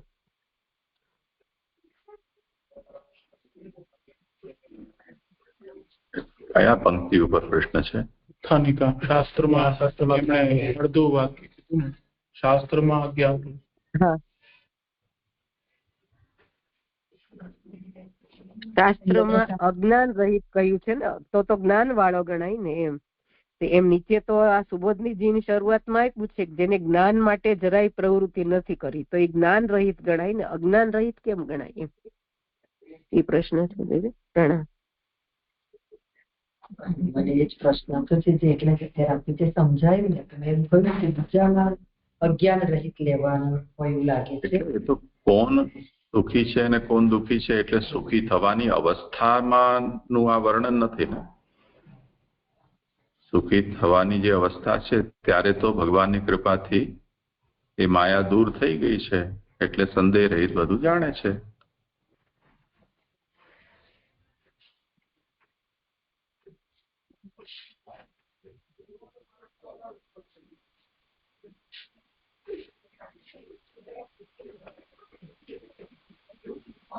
સારું, કરો ભલે આગળ.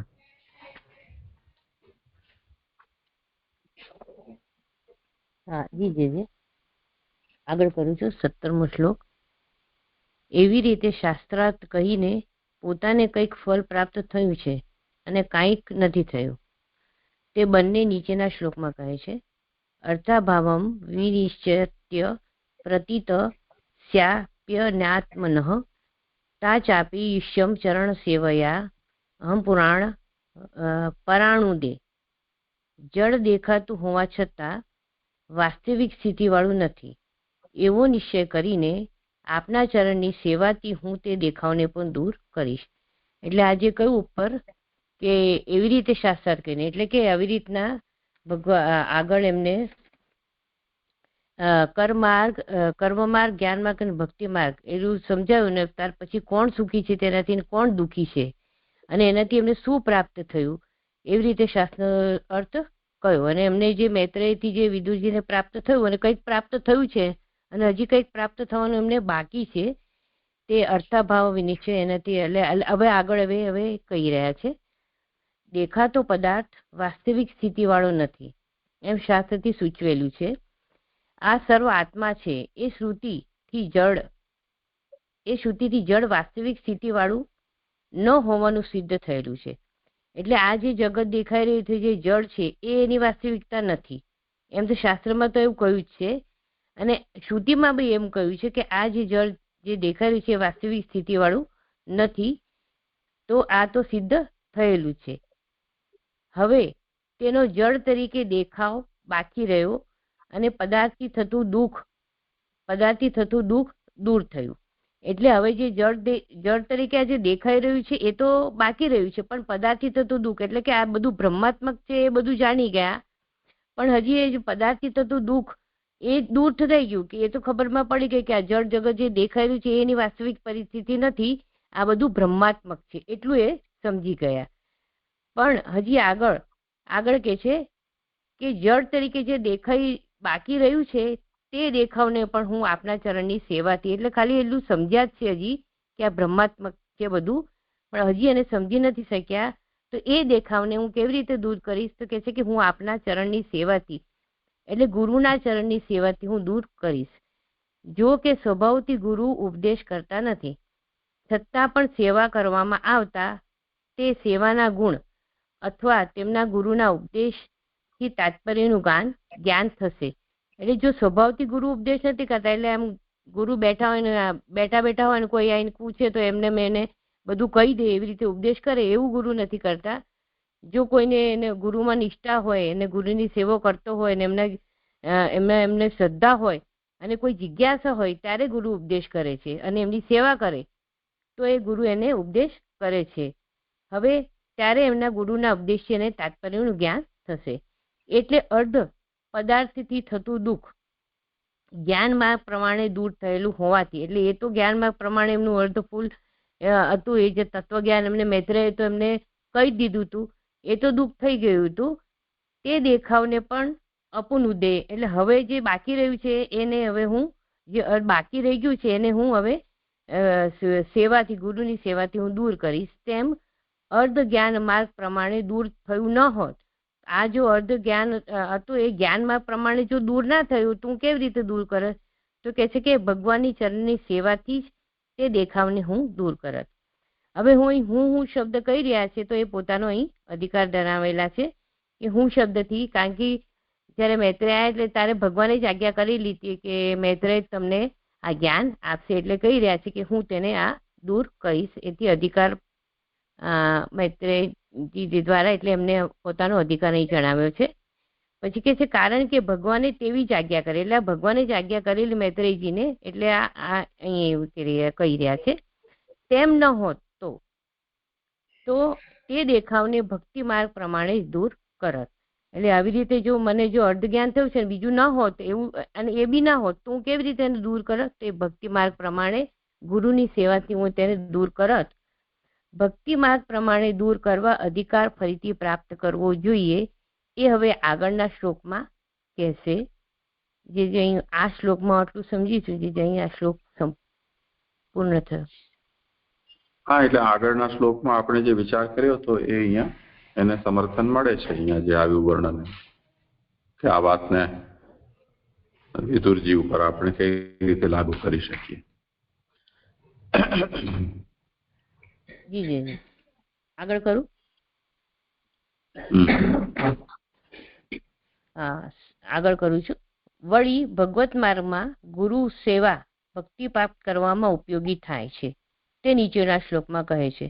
હવે આ ભગવત માર્ગમાં સેવા ગુરુની કરશે તો એ ઉપયોગી થાય છે. કેવી રીતે થાય છે એ નીચેના શ્લોકમાં કહે છે. યત સેવયા ભગવતઃ કુટસ્થસ્ય મધુદ્વિષઃ રતિરાસો ભવેત તીવ્ર પાદયો વ્રય સનાર્દનઃ. જેમની સેવાથી મધુના દ્વેષી વિકાર રહિત ભગવાનના ચરણોમાં વ્યસનોનો નાશ કરનાર તીવ્ર રતિ રાસ થાય છે. મધુના દેશી આજે જેમની સેવાથી, યશ સેવા જે કહ્યું કે ગુરુની સેવાથી, તો કેવા ભગવાનના ચરણોમાં, આવા જે ભગવાનના ચરણો કયા છે, કેવા છે? ભગવત કુટસ્થ અને મધુના દ્વેષી છે. જે આ કયા? તો એવા ચરણોમાં જો એમના ચરણોમાં આવા વ્યસનોનો નાશ કરે છે અને તીવ્ર રતિ રાસ ભગવાનમાં થાય છે, એમ કહી રહ્યા છે. વિવેચન: ત્રણ માર્ગનો વિરોધ થતો નથી એમ જણાવવામાં ભગવાનના ત્રણ વિશેષણો યોજાયેલા છે. એટલે આ જે ત્રણ માર્ગો છે એનો વિરોધ નથી થતો, કારણ કે ભગવાનના એ ત્રણ ગુણો વિશેષણો જણાયા છે. તેમ ન હોય તો બીજા માર્ગનો વિરોધ થતો હોય તો ગુરુની સેવામાં પ્રેમ થતા બીજા માર્ગનો વિરોધ થાય. એટલે અહીં જે કહ્યું કે ગુરુની સેવાથી ભગવાન માર્ગ પ્રાપ્ત કરવાનો, પણ જો ગુરુની સેવા કરતા કરતા જો ભગવાન ને છોડીને જો ગુરુનામાં જો પ્રીતિ થઈ જાય તો પછી આ માર્ગનો વિરોધ થશે. કારણ કે ગુરુની સેવાથી અધિકાર પ્રાપ્ત કરવાનો છે અને ભક્તિ તો ભગવાનની કરવાની છે, એમ સમજાઈ રહ્યા છે. હવે આગળ કહે છે, તે પૈકી પહેલું કહ્યું કે ભગવાન શક્તિથી ભક્તિ માર્ગને અનુસરનારા ભગવાન જણાવ્યા. એટલે અહીં ભક્તિ માર્ગને અનુસારના ભગવાનને જણાવ્યા છે. બીજું વિકાર રહિત, આજે આ ભગવાનના વિશેષણો કહે છે. બીજું કહે છે વિકાર રહિત, એટલે કુટસ્થસ્ય એ જ્ઞાન માર્ગ કયો, એમાં કહે છે એ વિશેષણથી જ્ઞાન માર્ગને અનુસારના. અને ત્રીજા કયા? મધુના દ્વેષી, એ વિશેષણથી કહ્યું કે મધુના દ્વેષી જે છે એવા ભગવાન, એની વાત કરી. દૈત્યોના દ્વેષી કર્મ માર્ગને અનુસાર જણાવ્યા. એ કર્મના બધાએ સુમના સામ દેવોના અથવા પુષ્પોના રસને લઈને પોતાના મુખથી તે બહાર કાઢી તૈયાર કરેલું મધ થાય, તેમ સર્વ દેવોના બલને લઈને દૈત્યોથી તેમના દૈત્યોના ખાસ ગુણને મૂકીને સર્વ ધર્મોના વિરોધી તરીકે બ્રાહ્મણોની હત્યા કરનાર મધુને ઉત્પન્ન કરેલો.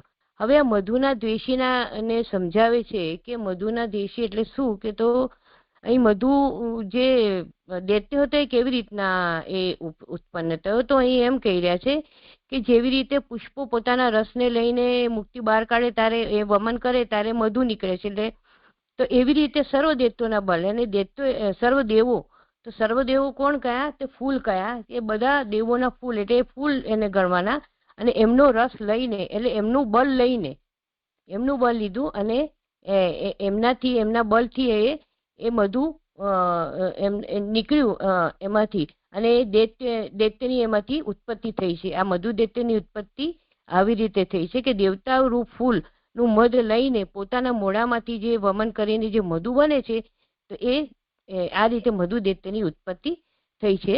તો એવા મધુના દ્વેષી છે ભગવાન, એ વાત અહીં કહી રહ્યા છે. હવે કે છે કૈટભ તો જ્ઞાનનો અંશનો વિરોધ કરનાર હતો, તેથી જ કપિલે એટલે ભગવાન વિશે કૈટભનો નાશ કરનાર એમ કહ્યું છે. તો આ જે મધુ અને કૈટભ એ બંને દૈત્યો જ હતા અને આ જે કપિલ ભગવાનની જે વાત આવી છે એ આ સુબોધિની બીજો જે સુબોધિની છે બીજું ખંડ એના 24મા અધ્યાયના 18મા શ્લોકમાં કહ્યું છે કે હે મુનિની પુત્રી, તારા ગર્ભમાં આવેલા આ કૈટભ માર્દન અવિદ્યાથી થયેલા સંશયની ગાંઠને છેદી પૃથ્વી ઉપર ફરશે. આ વાત અને આ મધુ અને કૈટભ બે દૈત્ય કેવી રીતે નીકળ્યા તે કે છે એના વિશે એક પ્રસિદ્ધ વાર્તા પ્રસંગ એમ છે કે એ કાનનો મહેલમાંથી ભગવાનને પ્રકટ કર્યા હતા અને એ પછી પ્રકટ કર્યા પછી એ જ્યારે ઉત્પન્ન થયા ત્યારે એમને એવું લાગ્યું કે ક્ષીરસાગરમાં અમે કોઈ શક્તિથી અમે ઉત્પન્ન થયા છે અને ત્યાં એમને બ્રહ્માજીને જોયા. તો બ્રહ્માજીને જોતા જ એમને એક ઘણી શક્તિ હતી એમના, કારણ કે ભગવાનમાંથી પ્રગટ થયા હતા ને એમના કાનના મેલ, તો ઘણી શક્તિ, તો આ શક્તિ વાપરવી કઈ? તો એમને ભગવાનજી છે એટલે એમને બ્રહ્માજીને જે મારવા માટે દોડ્યા. તો પછી ત્યારે ભગવાને બહુ યુદ્ધ ચાલ્યું અને ત્યાર પછી બી એમનું નાશ ના થયો. એટલે બ્રહ્માજી ભગવાનને એ કર્યું કે વિનંતી કરી, ત્યારે ભગવાને યુક્તિથી એમને મારવા પડે. એટલે ભગવાને એ બહુ અહંકાર વાળા હતા, એટલે ભગવાને એમને કહ્યું કે હું તમારી પર બહુ પ્રસન્ન થયું છે અને તમે માગો વર મારી પાસે. તો કે ના, કે છે વર તો અમે માગનારા નથી, અમે તો આપનારા છે, તો વર તો આપ માંગો. ત્યારે ભગવાને કહ્યું સારું, ભગવાને તો એ જ જોઈતું હતું. એટલે ભગવાને વર એમને આપ્યો. એટલે ભગવાને કીધું ખારું ચલો હું વર માગું છું તમારી પાસે. તો શું વર માગ્યું? તો ભગવાને કહ્યું તમારી બેની મૃત્યુ થાવ. આ રીતે ભગવાને એમને યુક્તિથી એમનો નાશ કર્યો. આ એવી રીતે જે વાર્તા હતી, એટલે આ વાર્તા પ્રસંગ મેં કહ્યો. હવે આગળ કે છે તેવા ભગવાનના ચરણમાં રતિરાસ એટલે પ્રેમનો વિલાસ છે. આવા ભગવાન છે તો આવા ભગવાનના ચરણોમાં રતિરાસ એટલે પ્રેમનો વિલાસ થાય છે. વિલાસ રાસ શબ્દ ચરણને વશ કરવાનું કહેલું છે કે ભગવાનના ચરણોને આવી રીતે વશ કરાય છે પોતાની ભક્તિથી. એટલે અથવા સર્વ ઇન્દ્રિયોના વિષયોના સંબંધવાળી ઘણા પ્રકારની રતિઓ આનંદનો રાસ એટલે સમૂહનો એટલે રસનો સમૂહ થાય છે. બધી ઇન્દ્રિયોનો સમૂહ જે છે એ ભગવાનના ચરણોમાં એ થાય તે શું? એ આનંદ રાસ એટલે રસનો સમૂહ થાય છે. ચરણોમાં શબ્દ અવતાર ધારણ કરેલ ભગવાનના અભિપ્રાયથી કહેલો છે. એટલે અહીં જે ભગવાને જે અવતાર લીધો છે એના વિશે તો જે મને સમજમાં નહીં થયું કે કેવો અહીં અવતાર ભગવાને લીધો હશે, તો એ અવતાર અહીં કહે છે કે એમના ચરણો અવતાર ધારણ કરેલા ભગવાનના અભિપ્રાયથી કયો છે. કેમ? કારણ કે તે લૌકિક મોહ પર તેનાથી દૂર થાય છે. રતિરાસ તીવ્ર હોવાથી, જે ઉપર કહ્યું કે રતિરાસો ભવે તીવ્ર, તો એ તીવ્ર છે. રતિરાસ એવો છે કે બધી ઇન્દ્રિયો તો ભગવાનના સંબંધ વાળી તો થઈ ગઈ, હવે ભગવાનના ચરણોમાં ગઈ, તો એ રતિરાસ કેવો છે? તીવ્ર છે. એટલે તરત જ એનું તાત્પર્યનું જ્ઞાન એને થઈ જાય છે. પછી કહે છે વચલા દુઃખનો નાશ તો તેના પ્રસંગથી થાય છે. હવે વચલા દુઃખનો નાશથી જે અવાનંતર ફળ એમ લઈએ તો મને એવું સમજાય છે કે જેવી રીતે સિદ્ધાંત મુક્તાવલીમાં કહ્યું ને કે તત સંસાર દુઃખ નિવૃત્તિ, એ કંઈક વાત મને એવું સમજાઈ રહી છે. આ વચગાલ અવાંતર ફળ એટલે વચના દુઃખનો નાશ તેના પ્રસંગિત થાય છે. એમ વ્યસનોનો નાશ કરનાર વિશેષણથી કહેલું છે કે આ જે ઉપર કહ્યું ને કે ભગવાનના ચરણોમાં વ્યસનોનો નાશ કરનાર, આવું તીવ્ર રાસ જે થાય છે એની વાત અહીં કરી રહ્યા છે. તો એ વિશેષણ ભગવાન માટે કહેલું છે. હવે કે જે જાત જાતના લૌકિક વ્યસનો, દુઃખો અર્ધયતી એનો નાશ કરે છે, એવું તે રતિરાસનું વિશેષણ છે. તેથી દુઃખો દૂર થવા એ રાસનું પ્રાસંગિક ફળ છે. વિશેષણ શું છે? રતિરાસ. અને એનું ફળ શું છે? તો એ દુઃખ ને દૂર થવું. તો તેથી જ્ઞાન અને ભક્તિ બે માર્ગ પ્રાપ્ત કરાવનારી હોવાથી ગુરુ સેવા બધાઓનું હિત કરનારી છે. એટલે આ રીતે કહ્યું કે આ રીતે જો ભગવાનના ચરણમાં રતિરાસ થશે અને બધા ઇન્દ્રિયનું ભગવાનના ચરણોમાં રાસનો સમૂહ થશે અને ભગવાન જો એવા દુઃખો એ લૌકિક વ્યસનો આપણા એનો નાશ કરશે, તો આવી રીતે બે માર્ગ એટલે જ્ઞાન અને ભક્તિ માર્ગ પ્રાપ્ત કરવાની હોવાથી આ ગુરુ સેવા છે એવી છે કે બધાનું હિત કરનારી છે. અને જે ગુરુ સેવા થી ભગવાનની ભક્તિ પ્રાપ્ત થાય છે એવું અહીં હું સમજી છું. જે આટલું આ શ્લોકમાં જે શ્લોક સંપૂર્ણ થયો અહીં.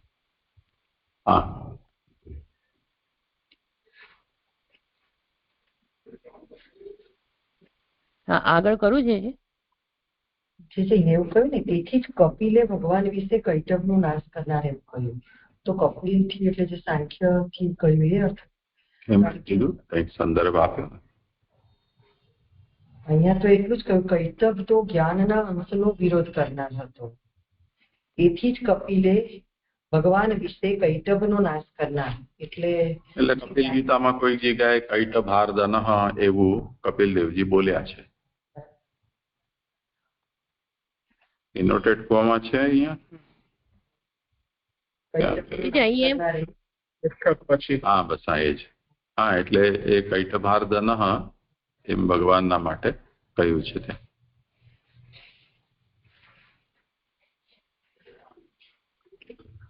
બીજું કઈ ન હોય તો કરો આગળ. હાજી, પ્રણામ છે. એક મિનિટ. જે આ રતિરાસ એટલે પ્રેમનો વિલાસ એ જે કીધું છે ને તે નથી સમજાતું. શું કહેવા માંગે છે કે સર્વ ઇન્દ્રિયોના વિષયમાં સંબંધવાળી ઘણા પ્રકારની રતિઓ, આનંદોનો રાસ એટલે રસનો સમૂહ, એ આ કઈ રીતે આની જોડે જોડ્યું છે ને તે હરી તારી સેવા, હરી ચરણે જાઉં ને આંખોથી નિરખો અને કાનથી સાંભળવું ને એ જે દયારામભાઈ નું છે ને એ રતિરાસ છે. સર્વેન્દ્રિયોનો ભગવાનમાં વિનિયોગ કે ભગવાન નો ભોગ કે ભગવાન દ્વારા ભોગ.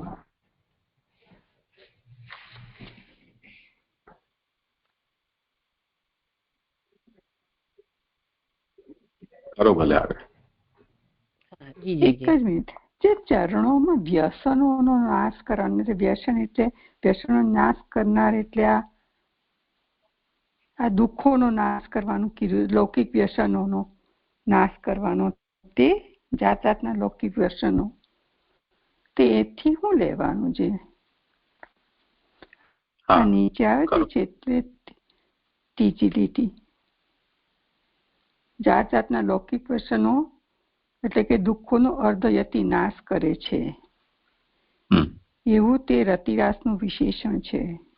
એટલે લૌકિક વ્યસનોથી કયા લેવાના એ જરા. પ્રણામ જે.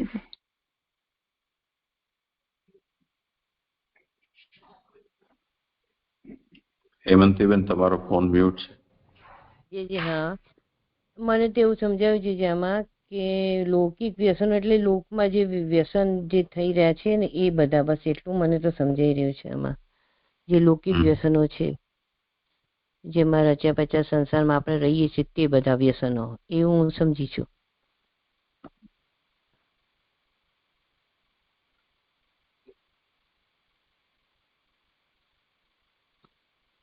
એ સ્નેહાદ રાગ વિનાશસ્યાદ જે કહ્યું છે તે જ. ભગવાનમાં સ્નેહ થાય તો સંસારમાં રાગનો નાશ થાય છે. આંખોને ભગવાન જોવા ગમે તો ભગવાન સિવાયનું જોવાનું ન ગમે, એ લૌકિક વ્યસનનો નાશ. ને જે વચલા દુઃખથી શું લેવાનું? તેના પ્રસંગથી જ નાશ થઈ જાય છે. એમણે અવાંતર ફળ કહ્યું એ જ. હા, અવાંતર સંસાર દુઃખની નિવૃત્તિ. જી જી, હા જી, થઈ ગયું. પ્રણામ જી. જી જી જી, આગળ કરું. ત્યારે બધા કેમ ગુરુ સેવા કરતા નથી એવી શંકા થાય. તેથી નીચેનો શ્લોક કહે છે, જો આવું ઉત્તમ ગુરુ સેવાથી આ જે ફળ મળી રહ્યું છે તો પછી બધા ગુરુ સેવા કેમ નથી કરતા? તેથી કે છે, દુરાપા યલ્પત પસઃ સેવા વૈકુંઠ વર્તમસુ યત્રોપગીયતે નિત્યમ દેવ દેવો જનાર્દનઃ. જેઓ નિત્ય દેવોના દેવ જનાર્દનનું ગાન કરે છે તેવા વૈકુંઠ માર્ગ રૂપોની સેવા અલ્પ તપવાળાઓને થવી કઠણ છે. હવે એમ આગળ વિવેચન આવે છે, અલ્પ છે તપ જેઓનું, તેમને વૈકુંઠ માર્ગ રૂપોની સેવા દુરાપા દુઃખથી પ્રાપ્ત થઈ શકે છે. હવે અહીં જે પ્રશ્ન કર્યો કે બધા કેમ ગુરુ સેવા કરે, તો ગુરુ સેવા કરવી કઠણ છે કારણ કે બધાને એ પ્રાપ્ત નથી થતું. કેમ નથી થતું? કે એમનો તપ જે છે એ અલ્પ છે, તો બધાને આ સેવા પ્રાપ્ત, એટલે આ એમની સેવા જે છે એ બધું દુર્લભ છે એમના માટે, એટલે એમને આ પ્રાપ્ત નથી થતું એમ કહી રહ્યા છે. હવે કે છે આગળ, દુર્લભ છે એમ જણાવવા, હા, તેમની સેવા દુર્લભ છે એમને એમ જણાવવા એક વચન યોજેલું છે. આ જે સેવા માટે આ એક વચન લીધેલું છે, અહીં જે ગુરુની સેવા જે કહી એના માટે આ એક વચન લીધેલું છે. ભગવાનના ભક્તોનું મહાત્મ્ય દર્શાવવા વૈકુંઠના માર્ગરૂપ કહેલા છે. એટલે અહીં માર્ગરૂપ કોને કયા? કે જે ભગવાનના જે ભક્તો છે એને માર્ગરૂપ કહેલા છે. વૈકુંઠના એ માર્ગરૂપ છે એવું કહેલા છે. અને એમના મહાત્મ્ય દર્શાવવા માટેના વૈકુંઠના માર્ગરૂપ કયા? વૈકુંઠના તેઓ, વૈકુંઠના એટલે વ્યક્તિ વૈકુંઠના અથવા ભગવાનના માર્ગ બનેલા છે. આ ભક્તો કેવા છે કે ભગવાનના માર્ગ બનેલા છે પોતે, કારણ કે તેમના માર્ગે જનારો ત્યાં પહોંચે છે. એટલે આ એવા ગુરુઓ, એટલે અહીં જે ગુરુઓ છે એવા એ ગુરુઓ અહીં નથી સમજવાના, અહીં વ્યાપક અર્થમાં એને લેવાનો છે કે જે આપણે પ્રણાલિકાથી કે એનાથી આવે છે ને જે ગુરુ શિષ્યની, એ વાત અહીં નથી, અહીં વ્યાપક અર્થમાં લેવાનું. એટલે એને વૈકુંઠના માર્ગરૂપ જે ભક્ત છે તે પણ, અને જે વૈકુંઠના માર્ગરૂપ બનેલા છે તે પણ. તો કેમ કે છે કે કારણ કે તેમના માર્ગે જનારો ત્યાં પહોંચે છે, તેથી ઉત્તરાર્થ તેઓ વૈકુંઠના માર્ગરૂપ હોવાનું સિદ્ધ કરે છે નિત્ય શબ્દથી. તો વૈકુંઠના માર્ગરૂપ શબ્દ શેનાથી સિદ્ધ થયો? તો નિત્ય શબ્દથી. એમ કહેલું છે કે જે ભગવાનના ભક્તો નિત્ય ભગવાનનું ગાન કરે છે, આથી ધીરે ધીરે ત્યાં તેમની સમીપ જવાનું સૂચવેલું છે. એમાં પહેલી ફૂટનોટ આવે છે કે આ નિત્ય શબ્દનું તાત્પર્ય કહેલું છે કે નિત્ય કોણ છે? કારણ કે એ માર્ગરૂપ કેવી રીતે બન્યા? કારણ કે નિત્ય ભગવાનનું ગુણગાન કરી રહ્યા છે, તેથી કહે છે. હવે કહે છે, પુષ્પોની ગંધની પેઠે ભગવાનના ગુણો ભગવાનના માર્ગ ઉપર આવ્યા કરે છે. આ જે ભગવાનના ગુણો છે એ ફૂલની સુગંધ કેવી રીતે હોય તેવી રીતે ભગવાન માર્ગ ઉપર આવ્યા જ કરે છે એમના ગુણો. તો તેથી જ તેઓ ગાન કરે છે. હૃદયમાં રહેલા અને તેમાં જ ખીલી ઉઠેલા ભગવાનના ગુણોનું ગાન કરે છે. એટલે પ્રસન્ન થઈને હૃદયમાં ભગવાન બિરાજેલા છે, તો પ્રસન્ન થઈને એમના જ ગુણોનું, પ્રભુના ગુણોનું ગાન કરે છે. ઘણા ખીલી ઉઠેલા હોવાથી માર્ગની નજીક છે, એટલે પ્રસન્ન છે. ભગવત નામ લઈ રહ્યા છે, ભગવાનનું ગુણગાન કરી રહ્યા છે, તો એ પ્રસન્ન છે, માર્ગની બી નજીક છે. નિત્ય ખીલેલા હોવાથી વાયુની પેઠે વાયુથી ઉડાડેલ પુષ્પ લેવા વાયુ દૂર લઈ જાય છે, તેમ શ્રવણ દૂર જેવાતું નથી. એટલે અહીં એવું સમજવાનું છે કે જેવી રીતે વાયુ છે પવનથી ફૂલ દૂર જતું રહે, પવન એને દૂર લઈને જતું રહે વાયુથી, પણ અહીં એવું નથી. અહીં વાયુની પેઠે, એટલે અહીં નિત્ય ખીલેલા જે છે, જેમના હૃદયમાં ભગવાન બિરાલે છે અને જે નિત્ય ભગવત નામનું ગુણગાન કરી રહ્યા છે, તે શ્રવણ એમને ભગવાનથી દૂર નથી લઈ જતું, બલકી સમીપમાં લાવે છે. અહીં એમ સમજવાનું છે. વળી તે ભગવાન દેવોના પણ દેવોની ઉપર છે. એટલે કેવા જનાર્દન છે, જે કંઈ આગળ શ્લોકમાં કહ્યું કે દેવ દેવો જનાર્દન, તો એ એવા જે ભગવાન દેવોના દેવ છે, ઉપર છે. તેથી દેવોના માર્ગ કરતા, એટલે યજ્ઞના કરતા પણ આ માર્ગ ઉપર છે. હવે દેવોના દેવ છે ને, તો એટલે કહે છે કે આ યજ્ઞના એટલે કર્મ માર્ગ કરતા પણ આ માર્ગ ઉત્તમ, આ ભગવત માર્ગ અતિ ઉત્તમ છે. વળી આ જનાર્દન જના અવિદ્યા અર્દયતી, એટલે આ જનાર્દન ભગવાન કેવા છે તો કે વિદ્યાથી અવિદ્યાનો નાશ કરે છે, એટલે જ્ઞાનનું કાર્ય કરનારા કરે છે. તેથી જડને દૂર કરનાર કરતા, એટલે જ્ઞાન માર્ગ કરતા પણ ભગવાનના ગુણોનું ગાન કરનારાઓની સેવા ઉત્તમ છે, એવો અર્થ. એટલે જડને દૂર કરનાર જે કહ્યું ને, તો આપણે પેલા કયા શ્લોકમાં આગળ જે કહ્યું ને કે આ જળ દેખાતું હોવા છતાં આ જે બધું જળની જે વાસ્તવિક પરિસ્થિતિ વાળું જે 17મા શ્લોકમાં કહ્યું, તો એ જળને દૂર કરનારા ગાન કરતા, એટલે જ્ઞાન માર્ગ કરતા પણ આ ભગવાનના ગુણોનું ગાન કરનારા છે, તો એવી સેવા ભગવાનની એ ઉત્તમ છે, અહીં એવો અર્થ કહી રહ્યા છે. એટલે મૈત્રેય કરતા ઉદ્ધવજી વધારે, એમ જેવું ઉદાહરણ આપે આ લાઈનમાં એવી રીતે આપ્યું હતું, એટલે મેં અહીં પ્રસ્તુત કર્યું. જે આ શ્લોક અહીં સંપન્ન થયો અને મારા શ્લોક બે પૂરા થાય છે. જે દંડવત પ્રણામ.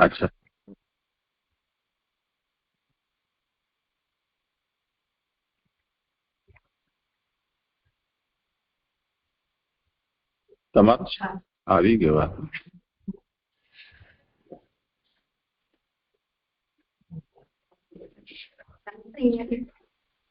આવી જાઓ તો સારું. તમે ટીચર બનીને બોલો તો સારું, વિદ્યાર્થી બની.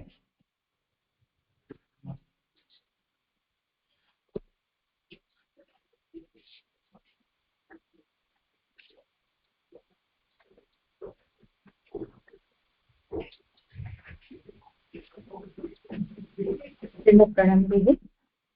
હવે અહીંયા 20 થી 26 શ્લોક એમાં એક મિનિટ આવે, એક મિનિટ. હા, જે અહીંયા જળને દૂર કરનારા એટલે એમણે મૈત્રેયજી લીધા, તે એ રીતે આવશે ખરું? કે જળને દૂર કરનારા અજ્ઞાનને દૂર કર. હા, એટલે જળને એટલે જ્ઞાન, અજ્ઞાન કરતા હા કરનાર જ્ઞાનમાં, પણ મૈત્રેયજી તો ના આવે ને. જે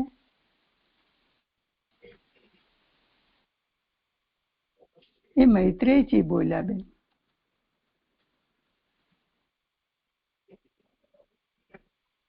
એ તો હેમંતીબેન કહે છે. હા, એટલે અહીં જે ગઈ વખતે કહ્યું હતું કે આ લીટીનો અર્થ એવી રીતે થશે કે આમાં જ્ઞાન માર્ગ કરતા ભગવાનના ગુણો કરનારાની સેવા ઉત્તમ છે, એટલે મૈત્રેય કરતા ઉદ્ધવજી વધારે છે, એમ એવું એટલું જે એટલું જ કહ્યું હતું. હવે સંબંધ કેવી રીતે બેસાડવાનો એ મને નથી ખબર, કેવી રીતે વિદુર કોણ? નહીં, ઉદ્ધવજી. સોરી, ભગવાનના ગુણો વિદુરજીએ ગાયા ને, એટલે મૈત્રેય કરતા ઉદ્ધવજી એવું કે છે. ઉદ્ધવજી કરતા, હા અહીં એવું કહ્યું છે. જે ખબર ઉદ્ધવજી મૈત્રેય કરતા વિદુરજી ખબર કેવી. હા, મૈત્રેય કરતા વિદુરજી. ઉદ્ધવજી જ કહ્યું. હું કદાચ ઉલટું બોલી ગયું. ઉદ્ધવજી આવશે. મૈત્રેય કરતા ઉદ્ધવજી. 3 જણા જો પાછા વિદુર કે તો વિદુર બોલશો. હવે અત્યારે કઈ નક્કી થાય એવું નથી. તાત્પર્ય તો જ્ઞાન માર્ગી અને ભક્તિ માર્ગી નો છે. સમજાય? તો જ્ઞાન માર્ગી ના તુલનામાં ભક્તિ માર્ગી ઉત્તમ છે. ભક્તિ માર્ગ ઉત્તમ છે. હા હા, તો ઉદ્ધવજી જ આવશે ને. વિદુર રહ્યા છે એટલે વિદુર પોતાની વાત તો કરતા ન હોય ને, ન તો મૈત્રેયના સામે વિદુર પોતાની બળા ઝાંકી શકે કે તમારા કરતા હું મોટો છું, એમ. હા, ઉત્તમ છે. આનો અર્થ એમ જણાવી રહ્યા છે કે આ 3 જે ભગવાનના માટે નામ આપેલા છે, દેવદેવ અને જનાર્દન, તો એનો અભિપ્રાય આ સમજવાનો છે. હા, જે થયું. પ્રણામ. પ્રણામ જી. એટલે એ પ્રમાણે પૂર્વ પક્ષ અને સિદ્ધાંતના મતો જણાવીને બીજા ભગવાનના ખાસ ગુણો જાણવા નીચેના શ્લોકથી આરંભી પ્રશ્ન કરે છે. એમાં ભાગવતાર્થમાં એવું કહેલું છે કે 14 થી જે 19 શ્લોક થયા એમાં શંકા અને મૈત્રેય સિદ્ધાંતો જે કયા એનું નિરૂપણ કરી અને હવે 20મા શ્લોકથી શરૂ કરી અને આ અધ્યાયના અંત સુધી મૈત્રેયજી પ્રશ્ન પૂછી રહ્યા છે ભગવાનના બીજા ખાસ ગુણો જાણવા માટે. તો એ હવે 20મા શ્લોક અને 20 અને 21 શ્લોકો છે તેનું કહું છું. તો શ્લોક છે, સૃષ્ટ્વા અગ્રે મહદાદિની સવિકારણ્યનુક્રમાત તેભ્યો વિરાજમુદ્ધૃત્ય તમનું પ્રાવિશ દ્વિભુઃ. 21મો શ્લોક છે, યમાહુરાદ્યમ પુરુષમ સહસ્રાંગ્યુરુબાહુક્રમ યત્ર વિશ્વ ઇમે લોકાઃ સવિકાશમ સમાસતે.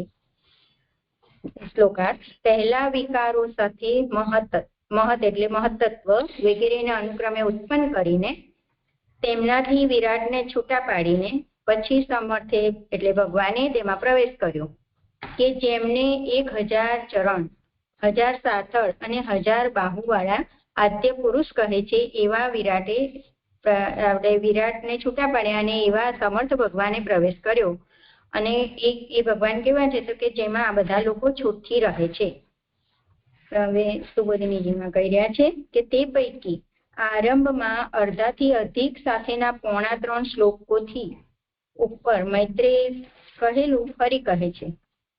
એટલે આગળ જે આ મહત્વને એની ઉત્પત્તિ મને એવું સમજાય છે કે ત્યાં 3.25 શ્લોક આરંભમાં એટલે કે આ શરૂમાં હસ્તે એવું લાગે છે સૃષ્ટ્વાગ્રે મહદાદિના આ જે કહ્યું છે ને એમાં એ ફરી મૈત્રેય કહેલું ફરી કહે છે કે તેમ ન કરે તો કહેલ વિષય ભૂલાયેલ હોવાથી વધારે કહેવું યોગ્ય ન થાય.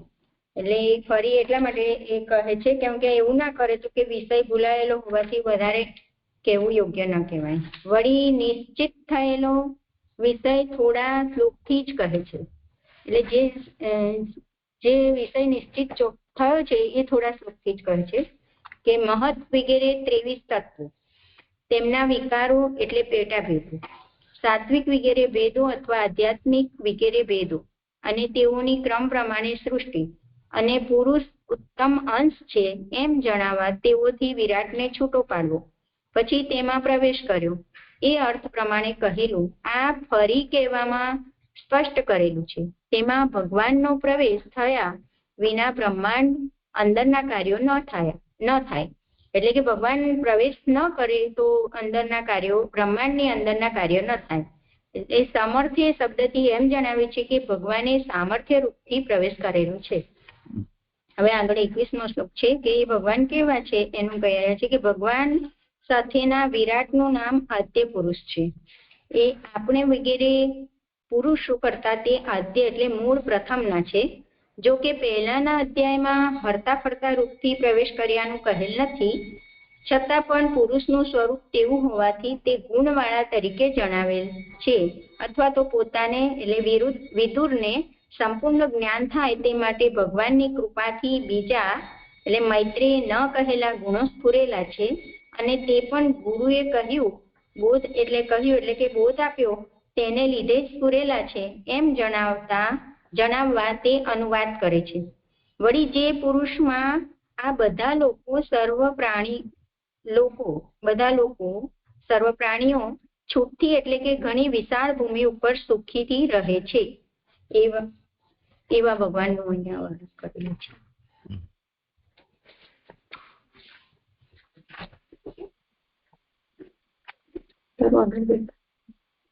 હવે 22મો શ્લોક છે, વળી યસ્મિન 10વિધઃ પ્રાણઃ સેન્દ્રિયાર્થેન્દ્રિય સ્ત્રીવૃત્ ત્વયેરિતા યતો વર્ણાસ્તદ્વિભૂતિર્વદસ્વનઃ.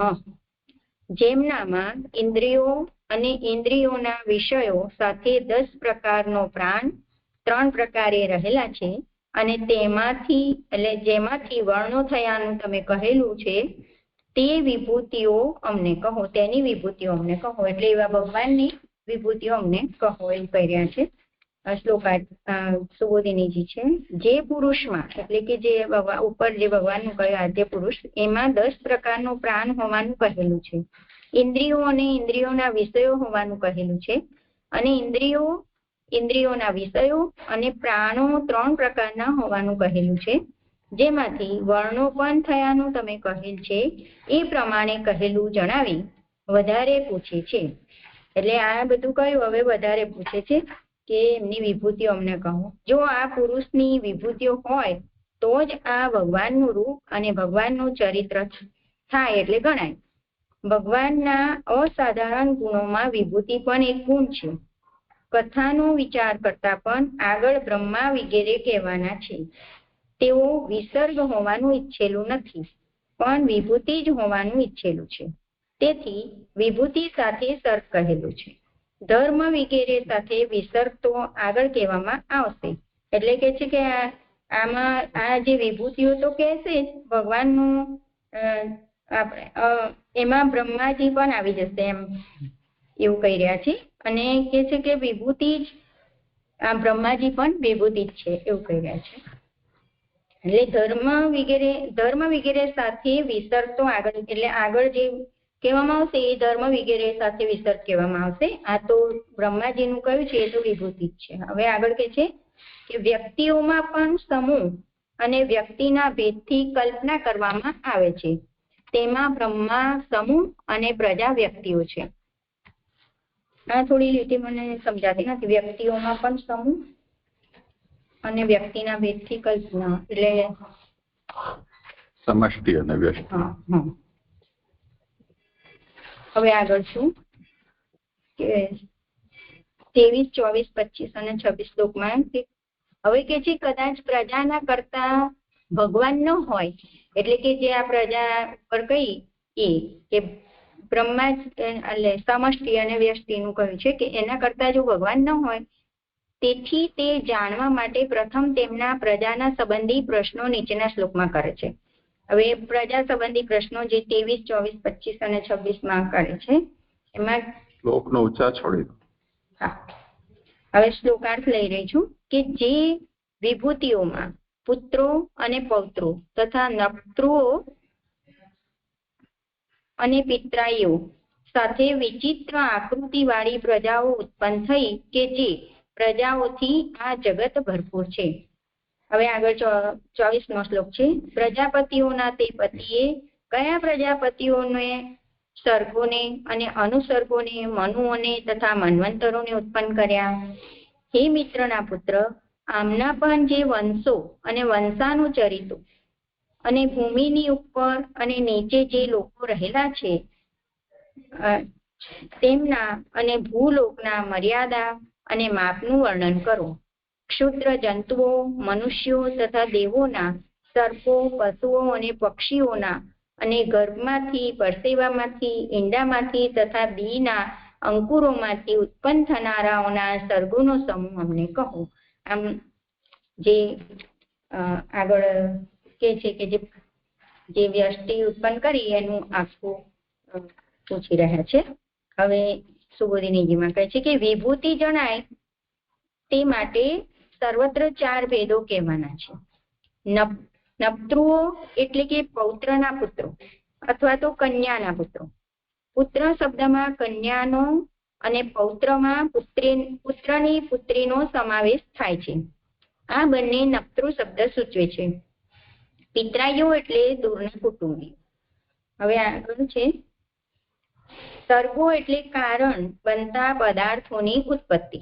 એટલે આપણે આ જોયું છે ને કે કારણોની ઉત્પત્તિ એ સર્ગો.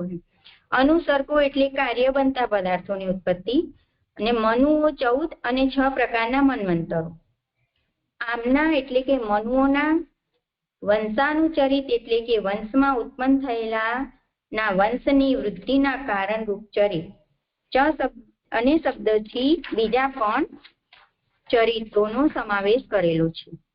ભૂમિની ઉપર સ્વર્ગ વગેરે લોકો કેટલા છે અને ભૂમિની નીચે કેટલા છે એવો પ્રશ્ન છે. એટલે રહેલા છે એટલે સ્થિર ઉત્પન્ન થયેલા છે એવું કહી રહ્યા છે. હે મિત્રના પુત્ર, એ સંબોધનથી એમ સૂચવેલ છે કે ઘણા પ્રશ્ન પૂછવા છતાંય તેને ખળભળાટ થયો નથી. હવે આગળ કે છે કે તે લોકોની સંસ્થા એટલે કયા કયા લોકોમાં કયા વ્યવહાર છે એવી મર્યાદા અને માપ એટલે પરિમાણ કદ ચ અને શબ્દથી એમ પૂછે છે કે ત્યાંના લોકોની વ્યવસ્થા પણ કહો. ઉપરના અને નીચેના લોકો જ પૂછેલા હોવાથી મુખ્ય ભૂલોક સંબંધી પ્રશ્ન અને ભૂલોકના શબ્દથી કરે છે. એટલે આગળ એવું કીધું ને કે ઉપર ને નીચેના, તો એ ભૂલોકથી ઉપરના અને ભૂલોકથી નીચેના એવું કહી રહ્યા છે. ભૂલોકની મર્યાદા અને માપ કહો એવો અર્થ છે. ચ અને શબ્દથી પેટાભેદો સંબંધી પ્રશ્ન કરેલા છે. એટલે જે પેટાભેદોથી છે કર્યા છે ક્ષુદ્ર જંતુઓ વગેરેથી જીવોની યોનિના ભેદો સંબંધી પ્રશ્ન કરે છે. ક્ષુદ્ર જંતુઓ મનુષ્યો તથા દેવો અનુક્રમે તામસ, રાજસ અને સાત્વિક છે. બીજી કક્ષામાં સર્પો, પશુઓ અને પક્ષીઓ પણ તામસ વગેરે રાજસ અને સાત્વિક છે. એટલે જે ક્ષુદ્ર જંતુઓમાં મનુષ્યો અને દેવો એમાંય તામસ, રાજસ, સાત્વિક, અને પછી એને બીજી કક્ષામાં જે લીધા સર્પો, પશુઓ અને પક્ષીઓ એમાં પણ તામસ, રાજસ અને સાત્વિક છે. તેમના સર્ગોના સારા પ્રકારનો વ્યૂહ અથવા સમૂહ એટલે કોણ કોણ કેટલા ક્યાંથી ઉત્પન્ન થયા તે કહું. ગર્ભમાંથી વગેરેથી એમ કહેલું છે કે ચારેય પ્રકારના પ્રાણીઓના ભેદો કહું. એટલે જે ગર્ભથી નીચે કહી રહ્યા છે કે ગર્ભમાં ઉત્પન્ન થયેલા ગાર્ભ એટલે કે ઓરમાંથી ઉત્પન્ન થયેલા અથવા તો ગર્ભ એટલે ઓર શબ્દથી ઓળખાય છે. મચ્છર વગેરે પરસેવામાંથી ઉત્પન્ન થયેલા, પતંગિયો વગેરે ઈંડામાંથી ઉત્પન્ન થયેલા અને વૃક્ષો વગેરે બીજના અંકુરમાંથી ઉત્પન્ન થયેલા કહો. પરસેવામાંથી ઉત્પન્ન થયેલા જીવોને પરસેવા માનનાર વિદુર સ્વેદ, પરસેવો વગેરે શબ્દોથી જ તેમાંથી ઉત્પન્ન થયેલા જીવો સંબંધી પ્રશ્ન કરે છે. એટલે આ છેલ્લી લીટી ના સમજાય કે પરસેવામાંથી ઉત્પન્ન થયેલા જીવોને પરસેવા માનનાર એટલે પરસેવા એવું ને સ્વેદ એટલે પરસેવાની જ વાત કરી રહ્યા છે. એટલે અહીંયા મૂળમાં કહ્યું ને ગાર્ભ સ્વેદાંડ જોદભેદા, તો ગાર્ભજ, સ્વેદજ, અંડજ, ઉદ્ભિજ. અહીંયા કેવલ સ્વેદ લખી દીધું છે, સ્વેદજ એવું નથી લખ્યું, તો એ સમજવાનું છે.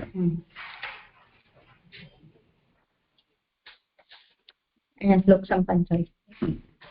મારું નિરૂપણ પ્રણામ.